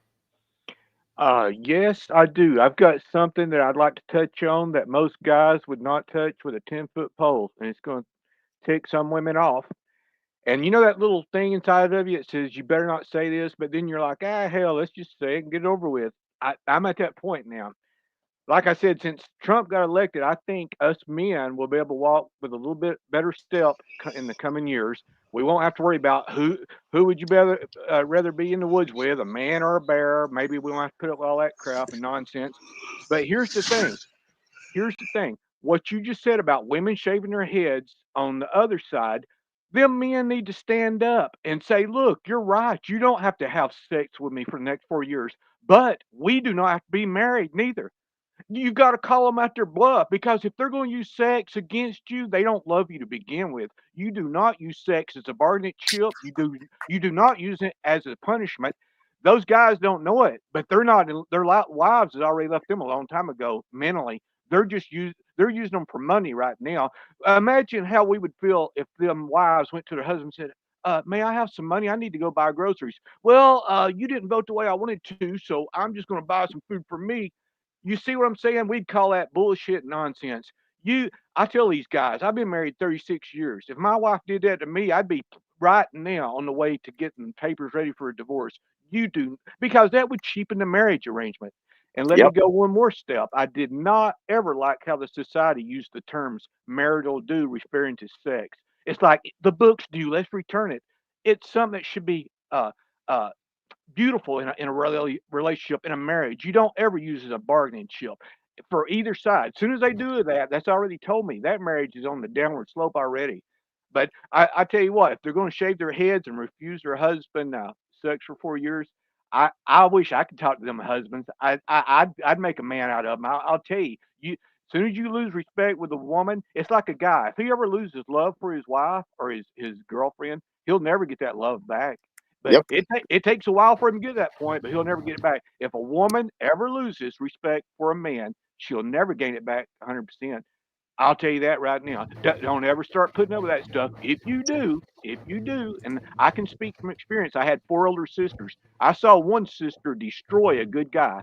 I'll tell you right now, that has to be a lot coming from me to say that my own sister destroyed a good guy. But I saw it happen. I saw that he lost respect with her. As soon as he did, it was over then. And that's what I would tell these guys on the blue side. I'd be like, if you want to gain any respect at all with your wife, you better call that. Either she's bluffing or she don't love you. But either way, you need to call that right now. That wouldn't fly with me. But I'll leave it at that. Wow, Wild, that was awesome. And I agree with you 100%. And more men need to be stepping up. I see Jesse came up. That was hot. Just Yeah, want to say right? good night. She's saying good night. Oh, good night. Have a good night. Congratulations again. Yeah, we'll good talk luck soon. with your future. I'm so proud of you. Oh my God. You see another woman out here doing it the right way. Awesome. I'm so proud of you. We're trying. It's the people. The people voted me in, so I give credit to them. Exactly. And That's I hope awesome. you do them. I hope you do them well. You know what I mean? Like we need more people like you. We need more people that represent us the right way. You tell her, Ruby. Yeah, Good I'm all night. about that. Thank night. you. Good night. Okay, so before we move on to Linda. I want to go and give San Diego 3 minutes if you have any thoughts, and then we'll move on to Linda. Well, just came on to say a couple of the results and everything like that, but I just want to tell everybody, Ruby already knows this. I mean, I'm not registered to vote for the immediate moment, so obviously for certain reasons, until I write my official letter and say adios, I'll censor myself on that one, but I think people could probably fill in the blanks when it comes to the org. But whatever direction I go as far as like on the political spectrum, it may not be totally left, it may not be totally right. I was always more of an independent with some conservative views, but make no mistake about this. I'm not going to give 2 hoots in hell about a person's leanings, about what they are. I'm going to love each and every one of you on this chat up here on StreamYard for who you are, for the good qualities that you have, not because of what way you're going to go, not because of what you can offer. To me, that's another thing. I think Gigi had brought this up a couple of weeks ago, but that's just another form of dictatorship right there. And I don't have any tolerance. I've lived under dictatorships for pretty much, safe to say, my entire life, not just in the org, but also under my roof or under the roof that I used to live at. And pretty much I've already said I've had enough. Enough is enough. So I'm ready to take these gloves off. Ruby has a red wig. I have a shirt that says Lion's Den on it. It just struck me. So if anybody remembers the Lion's Den back in the 1990s, that's my workout clothes. I never got an opportunity to work out in that specific gym, but that was my top gym when it was back in the 1990s when Ken Shamrock first came out, because that guy was my hero in the MMA, despite losing to Tito 3 times. But age will catch up with you even in that sport, even though he was in his late 30s. But well, it is what it is. So, but that's pretty much all I have to say. Awesome, San Diego. Okay, we're gonna move to Linda. Linda, I'll give you 3 minutes, and go ahead.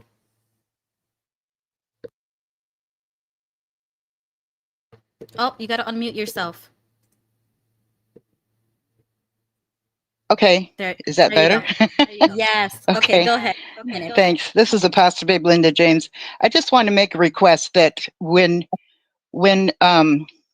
because I'm from the other side, and this show is about, you said express your feelings or whatever, how you're feeling about it.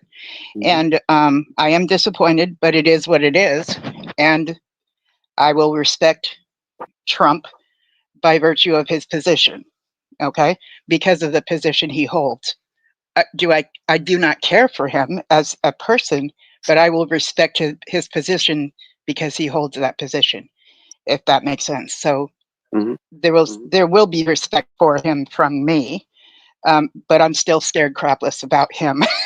That's just where I come from. So, but when I hear things, especially within this XJW community, that tends to put the whole group of Democrats in this manner of should be destroyed, needs to be eliminated, when it's all gathered together, it's extremely disheartening to me. So I just want to request to just think a little bit further as you speak, because it's causing us to have a divide that we don't need to have, because we can still be for each other in our activism, you know what I'm saying? And have different views. That's the freedom we get to have as ex-Jehovah's Witnesses, that we've left the org and we get to have our choices with what religion we choose to have or not have, right? And at the same time, getting to express your views. I do respect expressing views, but I've just heard so many things, and not just from the XJW community, but from society at large, that the Democrats are so demonized, you know, and in this way and that way and all this stuff. So my request is to differentiate, much like we differentiate the governing body from the rank and file. So the rank and file are a different group of people than the governing body, who are the ones with the power, and you know what I'm saying, that are have the ones that are either using power or using abuse of power. So I'm just requesting that could happen. And it's, you know, I don't think that's something that can't be done. I do think it can be done. And if it's affecting like someone's freedom of speech, that's not my intent. I'm just wanting to let you know how it's affecting me personally when I hear all this stuff. You know what I mean? No, I hope you get it what I'm saying. Yes. No, I do, and the chat does as well. Thank you for sharing that. Jimmy was raising his hand, so Jimmy, I'll give you 3 minutes. Go ahead. I want to respond to that because I know Linda made that statement. Oh, we got some like mad feedback going on right now. Oh, I don't hear it. Okay, I'll just mute everybody for just 3 minutes and then I'll unmute. Go ahead, Jimmy. Hopefully it's not me. Okay. Okay, go ahead. Okay. Linda, I know that what I said about being eliminated, I totally agree with what I said. And here's the reason why. If you look at my live video that I did last week, I put out an olive branch to the other side. I understand that not all Democrats are treasonous actors. I get that. Just like all folks on Republican side aren't deplorables or we're not garbage. Okay. So what I said, and to clarify what I said, anyone, I don't care if you're right or left, anyone who is treasonous to this country and treasonous to the Constitution, anyone who has indulged themselves in human trafficking and child trafficking, those are the people that I'm referring to as needing to be eliminated, not just regular Democrats who have opinions of their own. I want to make that clarification because I think it's important that you know that's what I meant by that. Right, exactly. We're gonna move on to the sterile voter. Go ahead, Jesse. Any thoughts? Yeah, just want to feed off of what Jimmy said. You know, sometimes I speak for myself, not for Gilbert, but I get a little bit wired when I'm debating Democrats, and I always see Jimmy as a voice of reason. I find myself on the right, and Jimmy's moderate. But a lot of times, maybe that word "eliminate," I would. It's a pretty strong word. But if you look at it, like for instance, during the last time Trump won, a lot of people self-deported. When Jimmy talks about anybody who committed treason, Benedict Arnold, he's self-deported.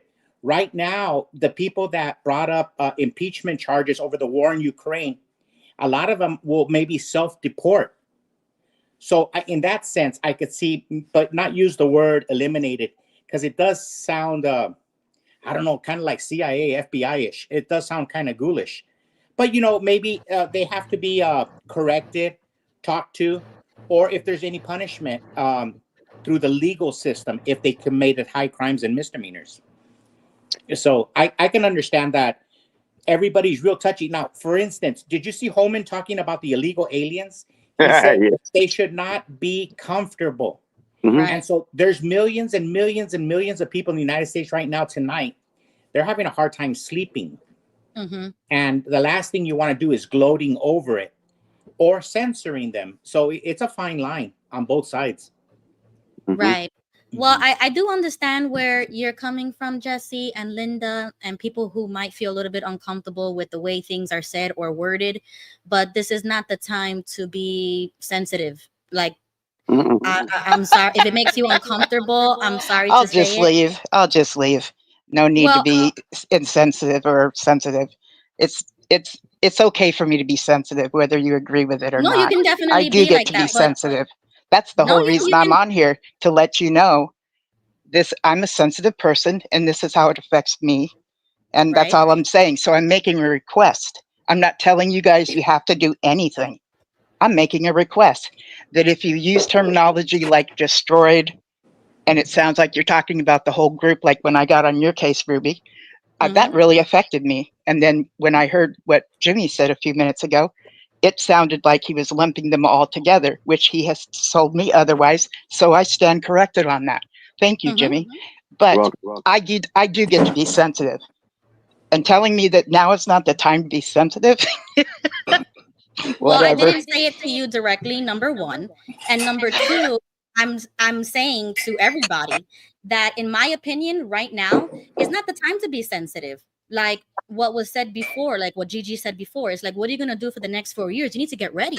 You need to wake up earlier and go to sleep later, because this is the time to get to work. So if a word bothers you or it gets you uncomfortable, then yeah, you might have to work on that, sure. But in my opinion, what I'm saying to my audience, my chat, don't let words like this get to you. Don't be sensitive. Try your best. Do the work you need to do. But in my opinion, it is not the time to be sensitive. It's time to get to work. It's time to continue educating people, sharing information.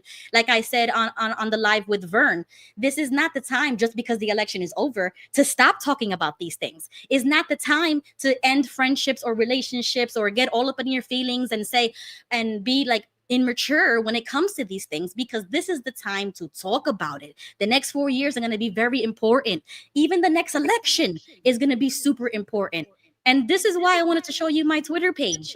I changed my picture, and now it says, do not make peace with evil, destroy it. And that's what Jimmy is talking about. Destroy, eliminate, get rid of. Yes, we're talking about the people who have committed crimes. We're talking about the people, like Jimmy said, the trafficking, treason, all of these things that go against the law, that goes against American values, people who have committed crimes. That's who we are talking about. We're not talking about the average Democrat or Republican. And I haven't heard that made clear anywhere. I haven't heard that made clear anywhere. So thank you for telling me that. And I do have the right to be sensitive when I am. Okay, that's just all I'm going to say. And to tell me that I'm just offended, but I'll get the fuck over it. So whatever. Go ahead, Jimmy. Linda, can I ask you a question? We got feedback again. Uh-oh. Okay, I'll just mute Linda because the feedback is coming from her. But after your question, I'll just unmute it. Okay, go ahead.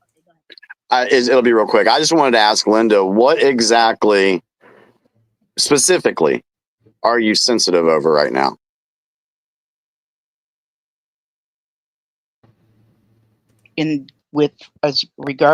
Regarding Democrats, as though all of them, because that's the way I've been hearing it. And not just from the XJW community, just society at large. It's disheartening to me. It's disheartening to me and discouraging to me, because I'm being lumped in with the leadership as well. However you view Okay. the leadership, I might disagree with you on how I view the leadership of the Democrats. And you have your reasons for how you see things. I have my reasons for how I see things, and I will respect. More than anything, we have that liberty to be choosing what we're choosing. And to me, when I hear things that are lumped all together, it reminds me of when the rank and file of Jehovah's Witnesses are being talked down about, when in actuality it's the governing body, you know? And then you've corrected me earlier and made that distinction, and I stand corrected, and I thank you for that. Yeah, Can that's I- what I.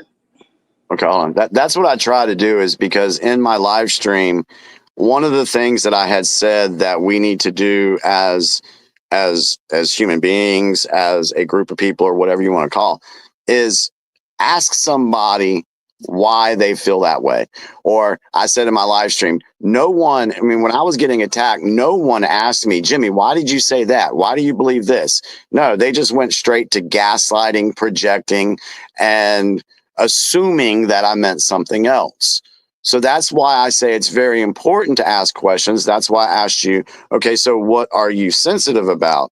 So now that I've explained what we mean by that, that should, for lack of better words, cure that part of sensitivity. You see what I'm saying? Correct. Would you agree with that? Yes. Can I add something to that conversation? Sure.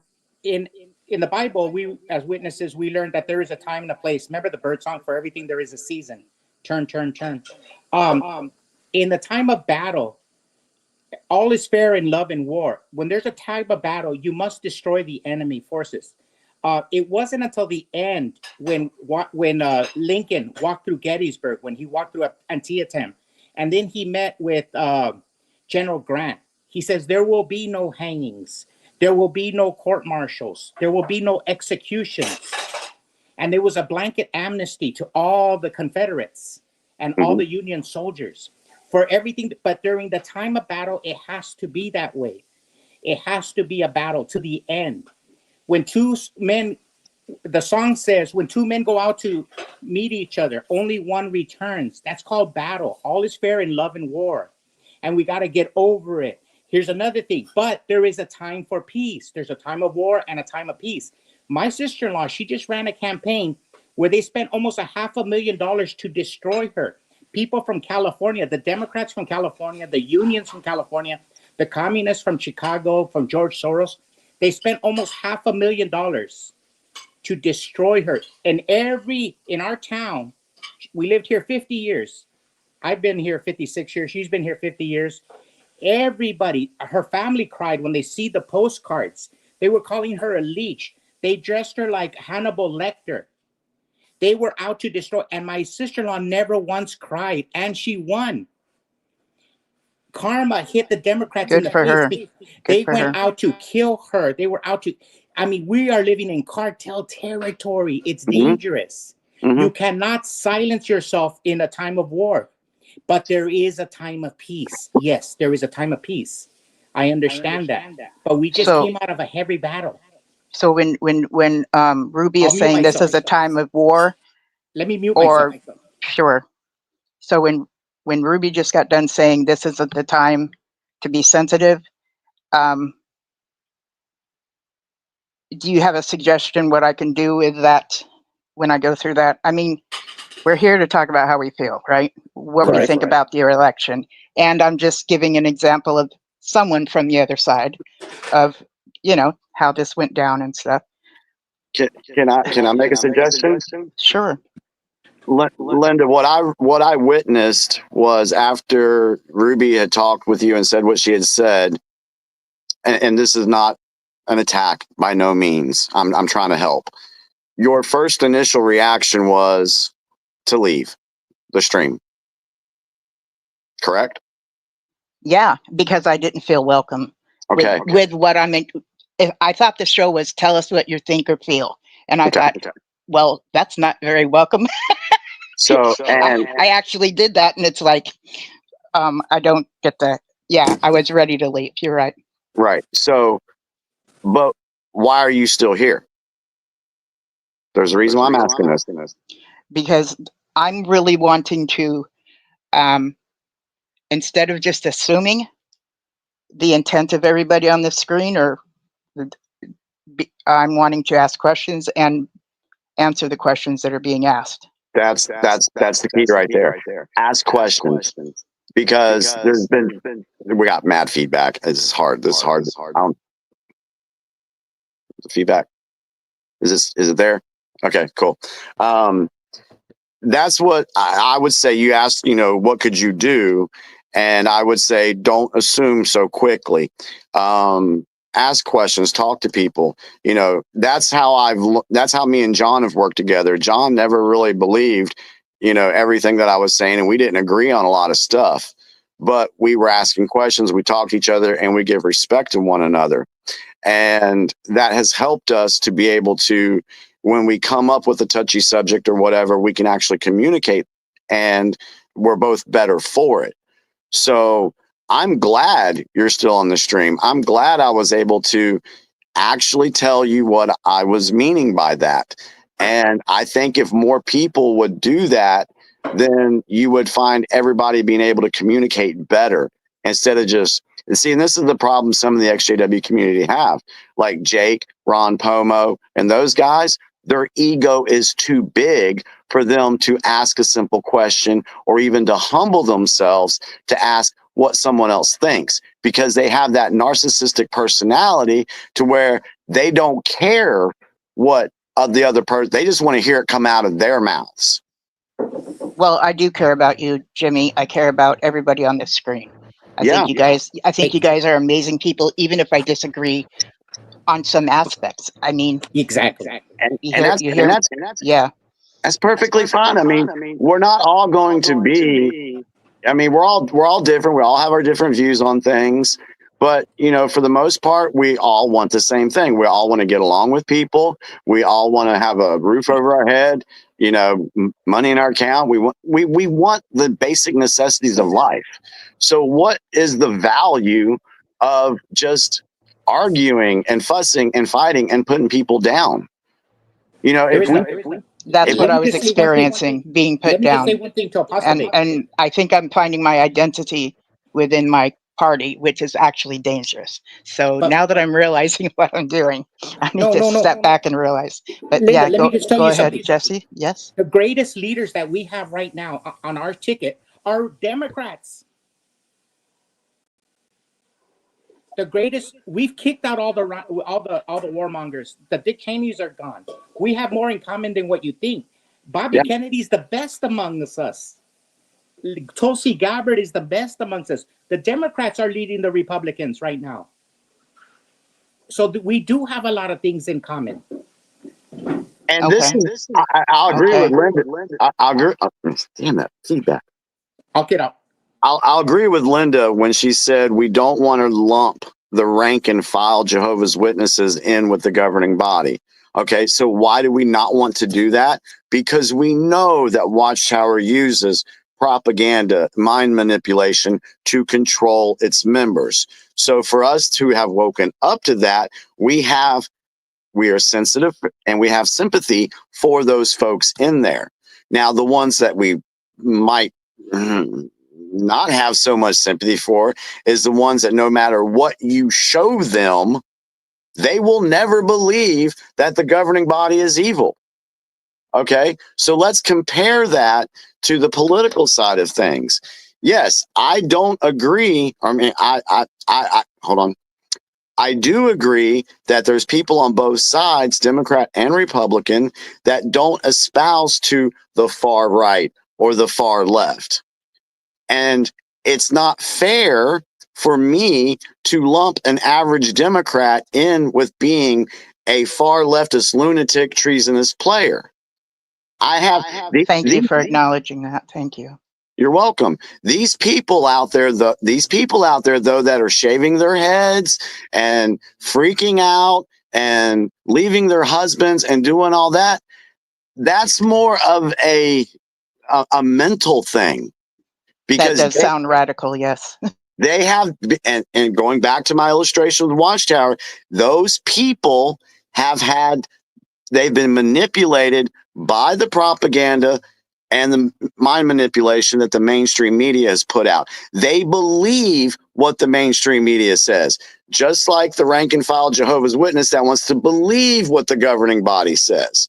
So those folks like that, they are harder to talk to. They are what we call, the yellow hats, that they don't want to hear anything. They don't want to see anything until it affects their lives. And they think they actually think that they're pushing for something good. It's a mental thing.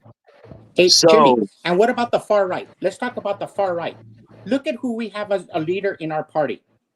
Bobby Kennedy Jr. Mm-hmm. The far right has nothing in common with Bobby Kennedy Jr. And he's the leader now. He's our leader. And Tulsi Gabbard, they're strong Democrats. And we've embraced them and their ideology. Bobby Kennedy is one of the greatest environmental players in the United States history, a steward of the environment. And he's embraced by us. So we have a lot in common, the Democrats and the Republicans, a lot. We're really on the same team. I did not see that. So thank you for bringing it up. And another thing that Linda said that I wanted to address, I appreciate her saying that she would have respect for Donald Trump because of the position he's in. Mm-hmm. Okay, I get that and I appreciate that, but let's dig a little deeper. The people voted for Donald Trump to be in there. Mm-hmm. So correct. So the same respect that I gave folks that I didn't agree with, I want to be able to give that, I want to have that in return as well. Respect the people that chose overwhelmingly where they want to see this country go. I've never seen the U.S. this red ever. I'm astonished. But Linda, then again, when did I start looking at politics? Yeah, because it wasn't that long ago. Yeah, because look at 1980. Swept every state. Nixon swept every state. Yeah, this is the map right here. Oh, did he really? Okay. Percent is red and 13% is blue. Reagan swept 49 states. But this is why people think that the Democratic voice is so loud, because who's backing that agenda? The mainstream media. Mm-hmm. So they are projecting that they have this loud voice and that the people are with them. There's really not, other than, put that map back up there. Other than, New Hampshire? Or what's that one up there? Can you zoom in? Okay, let's see. I don't know if you can zoom in or not. Yeah, go up to the north. I don't know is that New Hampshire or Connecticut? Connecticut. But technically, if you look at that map, there is no true blue state. They are blue cities. Yes. And then you got to look at who's controlling those cities, who's backing the control, or who's backing the people that are in control of those cities. What agendas are they pushing? And that's why, the majority of the people of the United States do not like this woke ideology. They do not like the direction where the country was going in. We haven't liked it for a while because they've been doing this for a while. And for these folks to think that their rights are being taken away, no, that's just more fear and propaganda. And I've been a Republican. I definitely disagree with you on that last portion about the woke and whatever human rights, but I'm not here to disagree politically. I'm just here to be, okay, I'm sensitive. Please consider the way you're speaking. And it's a request. It's not, I'm telling you what to do. And then now I'm at the place with, okay, I get sensitive. Do you have a suggestion what I can do with that sensitivity? Mm-hmm. And you guys are giving me feedback, and thank you. Go ahead. I've been a Republican all my life, even when I was a Jehovah's Witness elder. Ask Gilbert. And one of the things I would tell Apostle Babe, Linda, you stay a Democrat, you stay hardcore. That's what his check and balance is. You fight for what you do. Your voice in the apostate community is very well respected. Way up there. And thank you. In all of the community, you have a strong voice. Anybody says stuff about you, everybody comes to your defense, Republicans or Democrats. Right now, it's political season. But what we're saying is that in the Republican Party right now, even Democrats have a voice. And not only do they have a voice, they're taking leadership positions. I've been a Republican all my life. I'm seeing a lot of the hardcore warmongers, they're leaving. And they're being replaced by peaceniks in the Republican Party. We're the new hippies. Yeah, sorry to interrupt, but I saw San Diego unmute himself a while back. Just wanted to ask if you have anything to add. San Diego, you go ahead. Oh no, I'm good. I'm just like listening in right now. So I think I probably clicked the mute by accident. Okay, just checking. Wild. If you would like to hop in, go ahead. Oh yeah, I definitely want to hop in because I think we're missing a bigger point here. When Linda first started talking about what she feels, no one addressed about why is she feeling scared. We should pick up on that. I mean, she says she will respect Trump because of his position, but the bigger thing is, why are you scared? We need to know, because here's the thing. Linda don't make no secret about it that she is lesbian. She's part of the LGBTQ community and stuff like that. I was trying to make sure I got that in the correct sequence. But anyhow, you did. Rock on. Thank you. I'm trying. But, that's the thing is when people feel scared, other people need to find out, what are they scared of? Is there a way to alleviate that fear? Because we all know if they come for Linda, it don't matter who they is, you could put anybody in that. Imagine somebody like Jimmy or Jesse or me, and they say, hey, we're coming for Linda. She might not be a Republican, but guess what? She's one of us. And that's the thing, is I think so much is being pushed towards Trump about, oh, this fear mongering stuff. It works the same way with religion. Look how the witnesses put the fear mongering on us. Oh, once you leave us, Satan's got you. Then the world's going to turn against you. You're going to be destroyed, blah, blah, blah. So I would like to approach Linda as far as, could you elaborate on what you're scared of, afraid of? And there's nothing wrong with saying you're afraid. Let us know. Let us see if there's something that we should be aware of, or that we feel like it may be unfounded because of what we may know about other people or Trump. Because I'm all ears right now. I really want to hear what you got to say on that. I appreciate that. And when you say that the word skewed, do you mean like I meant what has scared. offended me? Or what why you were bothers me, or why I'm sensitive about it? Is that? No, he's asking what were you scared of? Scared. What am I scared of? That terminology like the equals should be dead, like eliminate and destroy, falls into the category of should be dead, is what it equals in my mind. It's like Robert J. Lipton, the 8 criteria of thought control. They have terminology that basically says that these people don't deserve to exist. This is a terminology used within cults, okay, that speak of certain people as though they do not deserve to even exist, which is how within the organization, the Watchtower, how those that are disfellowshipped and shunned are viewed as though they don't even deserve to exist. And our doctrine teaches us that in Jehovah's eyes, they're dead. And then we ignore them or we shun them, which is, then they stand there and watch people walk around them and ignore them. So I often wonder if they feel like a ghost, like nobody around them is acknowledging their existence, which would feel like they're dead, so different terminology. I mean, my fear, I'll just get down to it. The Nazi doctors could do the erroneous criminal acts that they did on concentration camp people because they thought of them as rodents and cockroaches. They thought of them as they were dehumanized. So when they did these awful atrocities, they did them on people that weren't even human to them. So that's how they could do it mentally. So when I hear this kind of speech that is similar to we don't even deserve to exist, or the Democrats, like I'll see things all the, sounds like a Democrat or something that it's very disheartening to me, if that makes sense. I think, Linda, you really, the difference that I shared with you on who we were referring to, basically. Because let me ask you this: what would be your opinion of what should happen to, let's just say, someone who, let's say, is a 53-year-old man and he just raped a 4-year-old and a 5-year-old, and this wasn't the first time he's done it? What do you think should happen to that guy?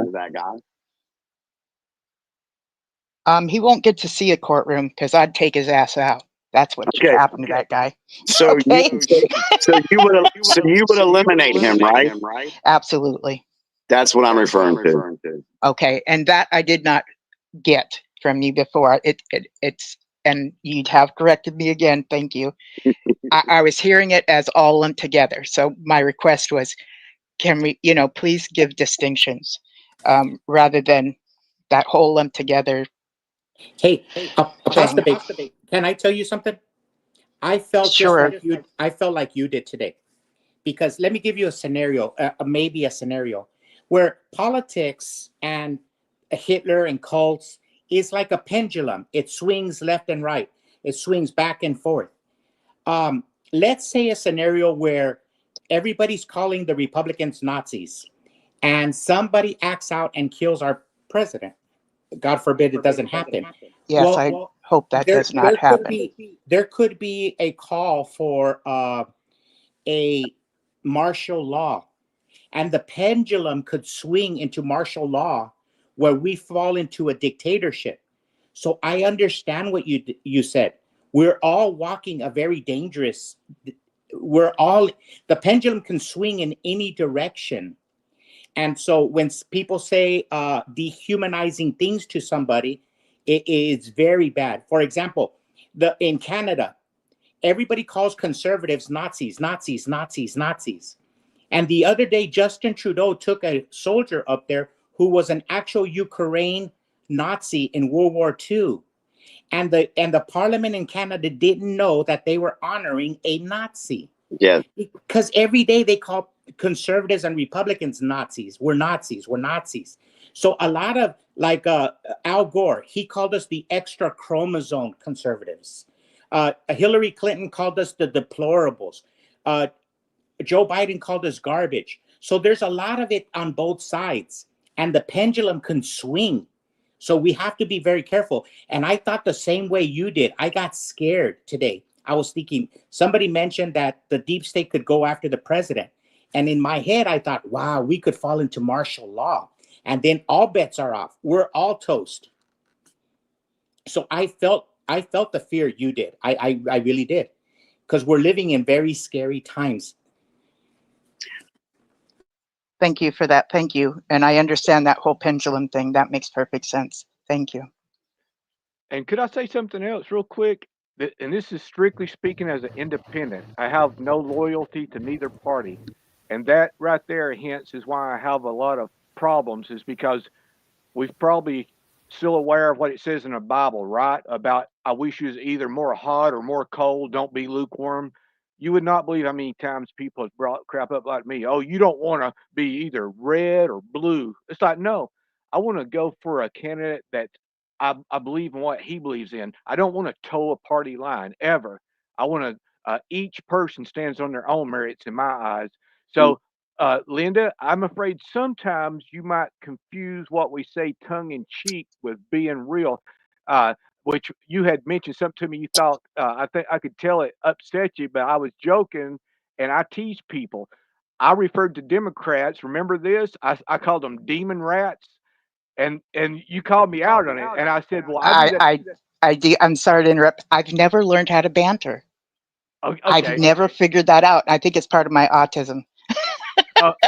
I've never learned how to go to like, you asshole, and then all of a sudden hug and kiss and be like buddies. I've never learned how to do the whole name calling and then shaking hands at. So that's my bad. Yeah. Oh, well, it's not your problem. We're all different. And, yeah. I grew up around a lot of sarcastic people, and I had to learn to deal with sarcasm. I had to learn to deal with tongue in cheek, how to deal with just people being comedian. And you know, have you heard all these comedians lately making fun of both parties and stuff? And they can get away with stuff that other people can't. But anyhow, sometimes I say stuff just to either try to get a laugh or just to make the situation a little lighter to where people ain't so tense. And sometimes it works, sometimes it don't. But on that one instance, you called me on it, man. You had a talk because we got a pretty good repertoire, me and you. And the other night, I was watching one of your past episodes, and you don't know how much that meant to me when you said, I've got to give credit to Wild Wall about calling these cyber meetups on your show. And I wasn't even part of that. But I went back. Yep. So that's why we all love Yep. you. You include us all. I try not to forget nothing about anybody. I'm so glad you got a chance to hear that because I took it right from you. That's exactly what I call my show now. I call it a cyber meetup, and I learned that from you. That was so cool. Yes. And isn't that what we're doing right now? This right here's the cyber meetup. If we was at a regular meetup, Yep. we'd be discussing stuff just like we are right now. And some people are real big on sports.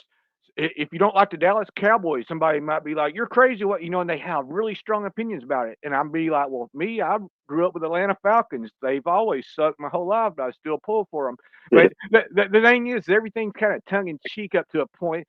But then, even like with the Republicans, I would tell some of them to their face, "You don't need to be called a Republican. You need to be called a Republican because you can't do nothing. You're always faulting the rest of the Republicans." So when I say stuff, I'm an equal opportunity employer on offending if they come after me and offend me. But like I say, imagine being an independent and people saying, "Oh, you're just lukewarm. You're afraid to commit to one party or another." So That's interesting. Yeah. yeah. So it depends on where you are on the political spectrum, if you want to call it that. You're never going to be able to appease everybody, which I don't try to. And this is, I and this appreciate is the wh- time you guys have given me. Thank you. and this is why we should eliminate parties and just elect people to positions of power on what they stand for. How hard is that? Very hard. We I only know, had one. We but only it's had gonna, one. it would take a lot of work to get that done because people would still be stuck in that whole mindset. But if we actually wanted to unite, getting rid of any parties would be great. We had one. What we had one purpose does it president. actually serve?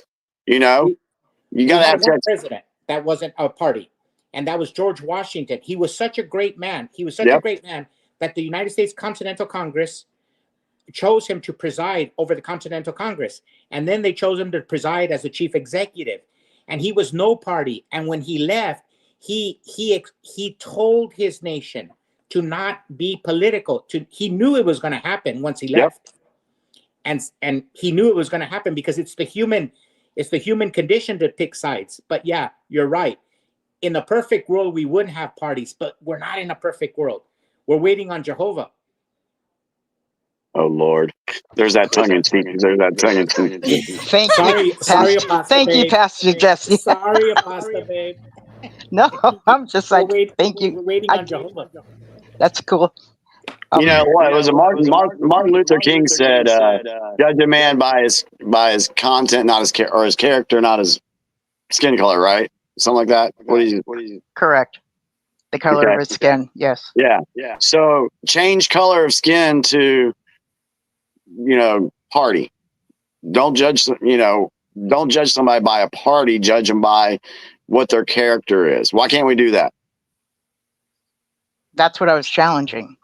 When I heard these things, I was challenging the things that were being said.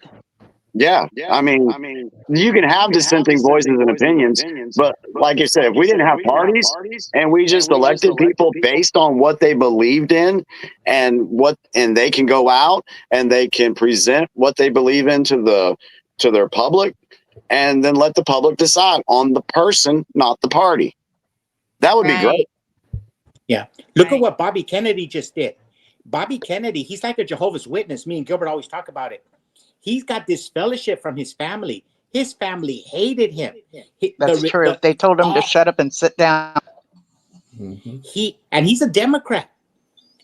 His father was one of the greatest presidents. His uncle. And his father was one of the greatest attorney generals.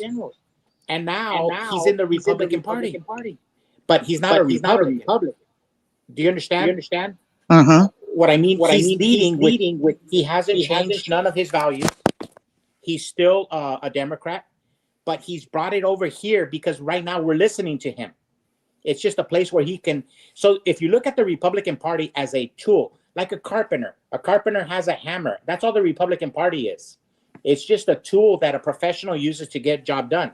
Bobby Kennedy wants to cut the fluoride in the water. He wants the pharmaceuticals to be held accountable if there's something that affects children. He wants to stop the pedophilia. He wants to stop everything like that to make America healthy. But the Democrats weren't listening to him. Mm-hmm. So he had to come over here. It doesn't mean he's not a Democrat. And look at the Republicans who hold him in the highest of esteem. And just like you and I don't agree on a lot of things, but I hold you in the highest esteem. I respect you too. I mean, I do. Even if I'm Mexican? Mm-hmm. Oh my God, because you're Mexican, dude. Especially what people, I don't know if people understand this, but I grew up in Los Angeles, California. And the city I grew up in was highly Hispanic. And I know the Hispanic culture better than I know my own culture, which is Heinz 57 honky. Okay. I've got a little bit of white everything. But, you know, growing up within that culture, that's who I'm comfortable with, you know. So you, your brother, I have a friend of mine named Caesar. My mother grew up in Compton, which was, you know, a few cities over from where I grew up. But, you know, so I love the fact that there were so many cultures in Los Angeles, and I love the fact that the organization taught us to not be, you know, racially divided and stuff. Then I find out later that all this other stuff. You know, but I was raised to not be just someone that's racist, and I appreciate that as far as the org. Yeah, one thing I wanted, like when I came out back in 2019, and I was all exposing Watchtower, and I did so many things to try to help give people a voice, create Facebook pages, do all that stuff. The XJW community as a whole, if you want to look at them, Republican, Democrat, whatever, liberal, whatever, they loved me because I was doing the work against Watchtower. But as soon as I came out as a Trump supporter, mm-hmm. they turned their back on me. Mm-hmm. So they judged me on that, but they loved me when I was speaking against Watchtower. Mm-hmm. So who really changed? Was it me, or was it, you know, was it them? I just lost my train of thought, but y'all know what I'm getting at. Yes. Yeah. Oh, San Diego, I do. Do you have something you have to say? I see you're unmuted. Oh, do not judge, or you yourself will be judged. Correct. Welcome, Gigi's back on the stage. Yeah, I just wanted to tell Linda, and because Jesse mentioned it, he didn't go full detail about Robert Kennedy. See, Robert Kennedy, he was looking himself in the mirror. He's going to die soon. I mean, he's way over the hill. He's on borrowed time. We all are. But some of you are going uphill. You haven't hit, 40, 50. So he had to come to Jesus moment, and he says that he prayed about it. And he had to realize that this was his last chance. Either he gets it done or he doesn't get it done. And the only person that was willing to work with him and gave him the keys was Donald Trump. So he swallowed his ego. And think about that. Donald Trump is giving him the keys. And he's saying, listen, Robert, you take care of that. Don't touch oil. That's my baby. But the respect, like, I'm giving you the keys to the house. Let me take care of this. So that's what I'm saying with Linda. A lot of times we spider. How does that saying go? Like we spider nose our face or something. We have too much. We want too much. But if we look at our own mortality, like Robert Kennedy, and say, before I die, I want to accomplish this one small thing. And I think that's what Robert Kennedy did. And I think that's why he's going to be having success. And I think that's why he's going to be loved, because he just focused on the one thing that he could do. And he's going to accomplish it. So that's what I'm saying. As Democrats or Republicans, sometimes we want to end the Fed, we want to end the war, we want to do this, we want to get rid of education. All that stuff is fine. But if we all just pick one thing and just jump on that bandwagon, and that's what I said to you earlier in the chat, get rid of all of the feelings with Donald Trump. Find something that you can work with Elon Musk, who's a Democrat, or with Robert Kennedy, or whoever, whatever. And right now, the news is breaking that Bill Ackman, a billionaire, is that a lot of his billionaire friends that didn't vote for Trump are excited and happy. Why? Because they're going to be able to work with him to get certain things done. And that's all I'm saying is that if we look at it from that angle, it doesn't, like Jesse says, my brother Jesse says, it doesn't matter who the president is. If he or she loves America, it doesn't matter. And if we take Donald Trump at his word that he loves America and you love America, then we all have a place on that train, on that bandwagon. Does that make any sense what I'm trying to say? Absolutely, yes. I do have a point to make.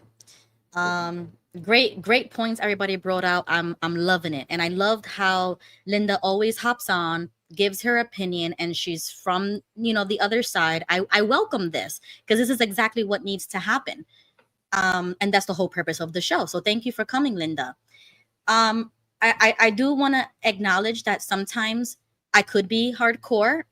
Whatever comes out of my mouth can seem maybe as offensive. Maybe I do have to work on that. I will admit that, right?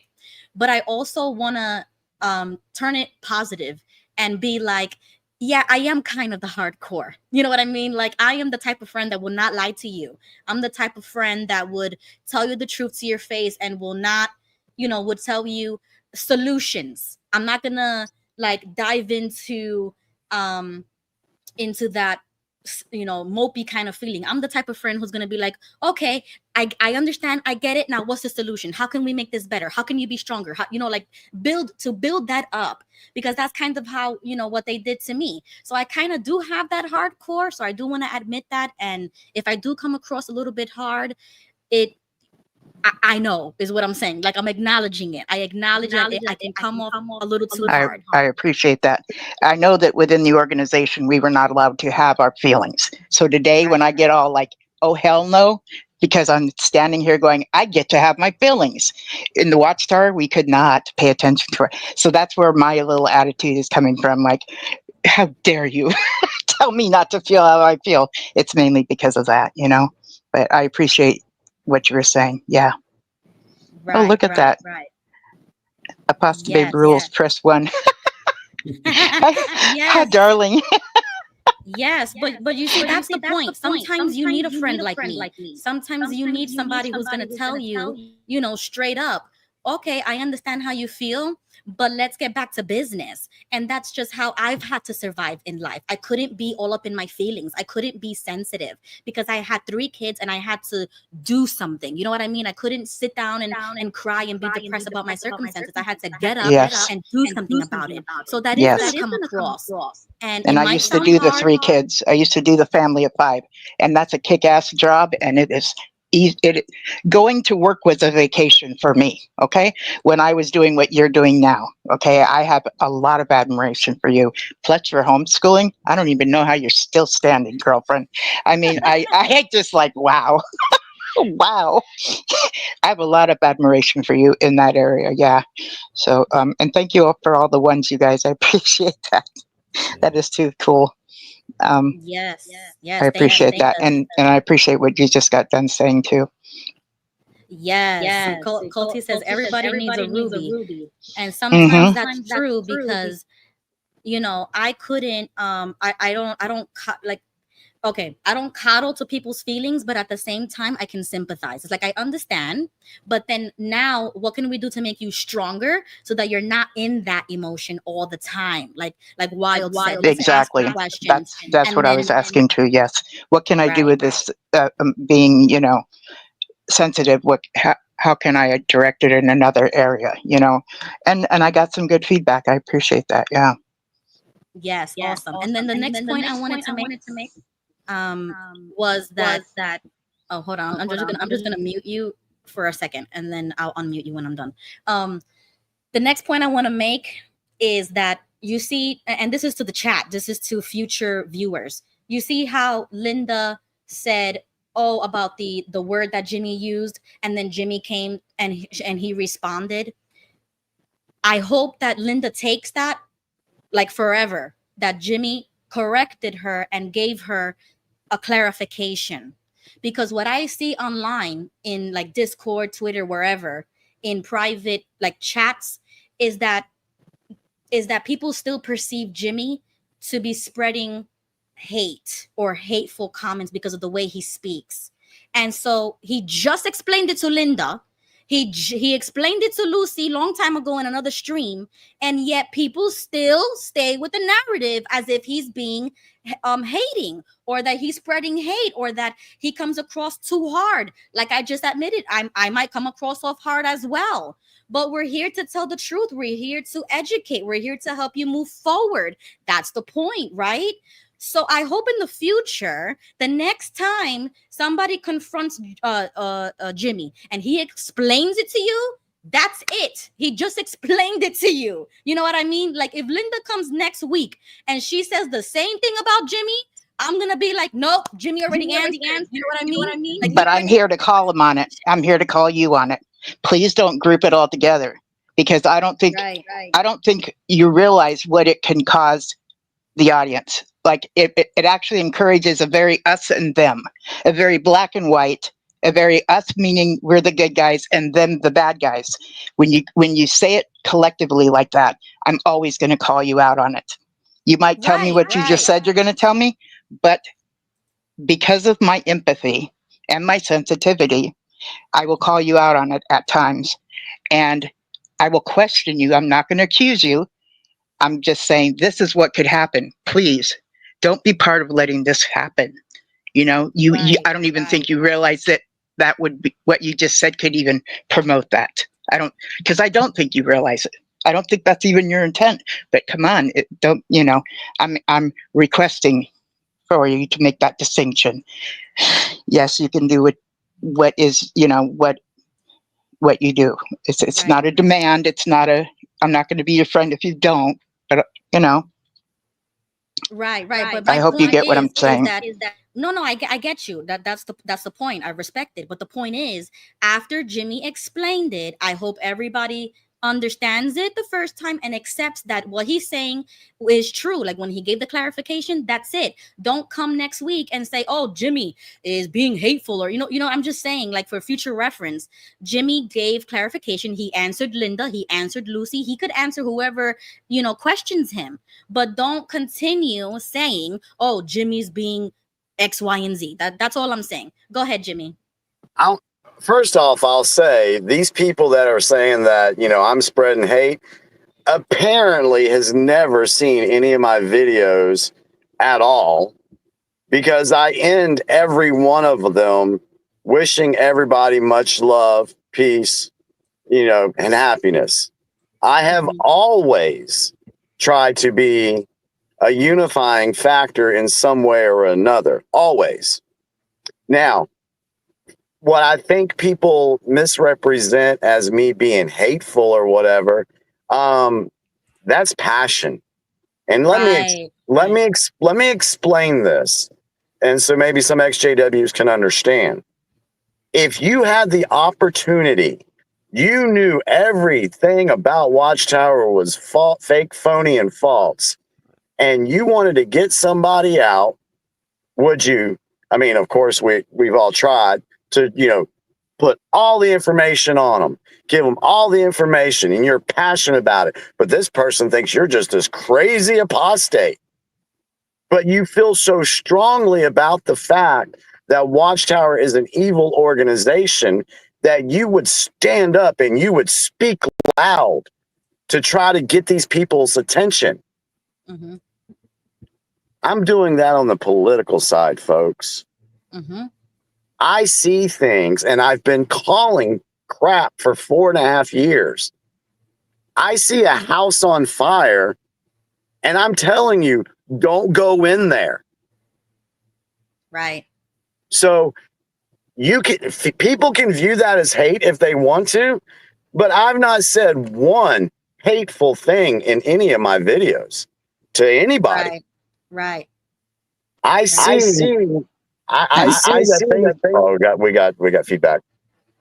Go ahead. So My passion is very strong. I will tell you like it is. I will have a conversation with you. I will respect your opinions and I will ask you questions on why you feel a certain way. I want to have that dialogue with anybody. But for folks that Ruby's dealt with this past week, they have proven that they don't want to have that dialogue. They want to be able to frame Ruby as this crazy Latino XJW political. That's how they're viewing her. And that's why I mentioned that about you, Jimmy, because I saw, I won't name names, but I it's like I keep seeing these types of comments.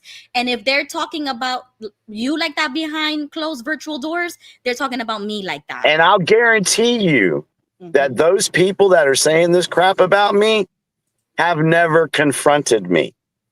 And I will tell you, if I have something to say to somebody, I'm going to confront them. But I'm not going to, I'm going to do it in a diplomatic manner. Right. Yeah. So I hope I was diplomatic tonight. You were. Definitely were. Okay, cool. Thank you. I'm glad to hear that. But going along those same lines, I did my rant in the beginning of the stream. I've named some names, and it's because I'm exposing that, right? They don't want, they would rather block than talk. They don't want the communication. Okay, that's fine. But I'm not going to stay quiet about it, because those are the exact same people who say the same things about me. So I have to address it when I see somebody saying something about Jimmy or about anybody else. Even if they say something about Linda, I would say something. You know what I'm saying? Because they feel like that behind closed doors about me as well. They would say that I'm misogynistic, or that I'm a bigot, or I'm racist. And I don't allow those things either. So if I see it to somebody else, or if I see somebody else promoting those things, like I mentioned about Apostate Ministry School, he approved of my censorship on Jake's stream. And then he became a moderator. So now he has the power to do exactly what everybody else was doing to me. And in those cases, it does feel like cyberbullying. It does feel like they're trying to take away my voice just because we have a difference of a political opinion. And so that's the only reason why I spoke up about it. If that would have never happened, then I would be fine with these people. You understand what I'm saying? Yep. And how do you put a bully in place? If you've got a bully, just, let's go back to when I was in school in the 80s and 90s. We had bullies in school. I had a kid. I was in ninth grade. I had just come from Japan. And so ninth grade was my first year in this high school. And there was a kid there named Nathaniel Brain Twain, and two kids, and Randy Hodges. They called me Quasimodo, Four Eyes, geek, all this stuff, 9th, 10th, and 11th grade. And in 12th grade, they kept saying this crap until one day at lunch, I decided to freaking go off. Yeah. And I went after Randy Hodge, punched him a couple times in his face, and then I chased Nathaniel Brain Twain down to the office, and we got into the principal's office, and I punched him right there in the principal's office. Oh, no. Nothing happened to me because they knew that I was being bullied. Right. So sometimes when you're getting bullied, you have to fight back. You have to, in the world we're in right now with the cyberbullying, I'm going to say some crap. You talk some shit about me, I'm coming at you. And then you're probably not anybody in particular, but then that person's going to be like, oh, well, Jimmy did this or Jimmy did that. Well, you should have just kept your mouth shut.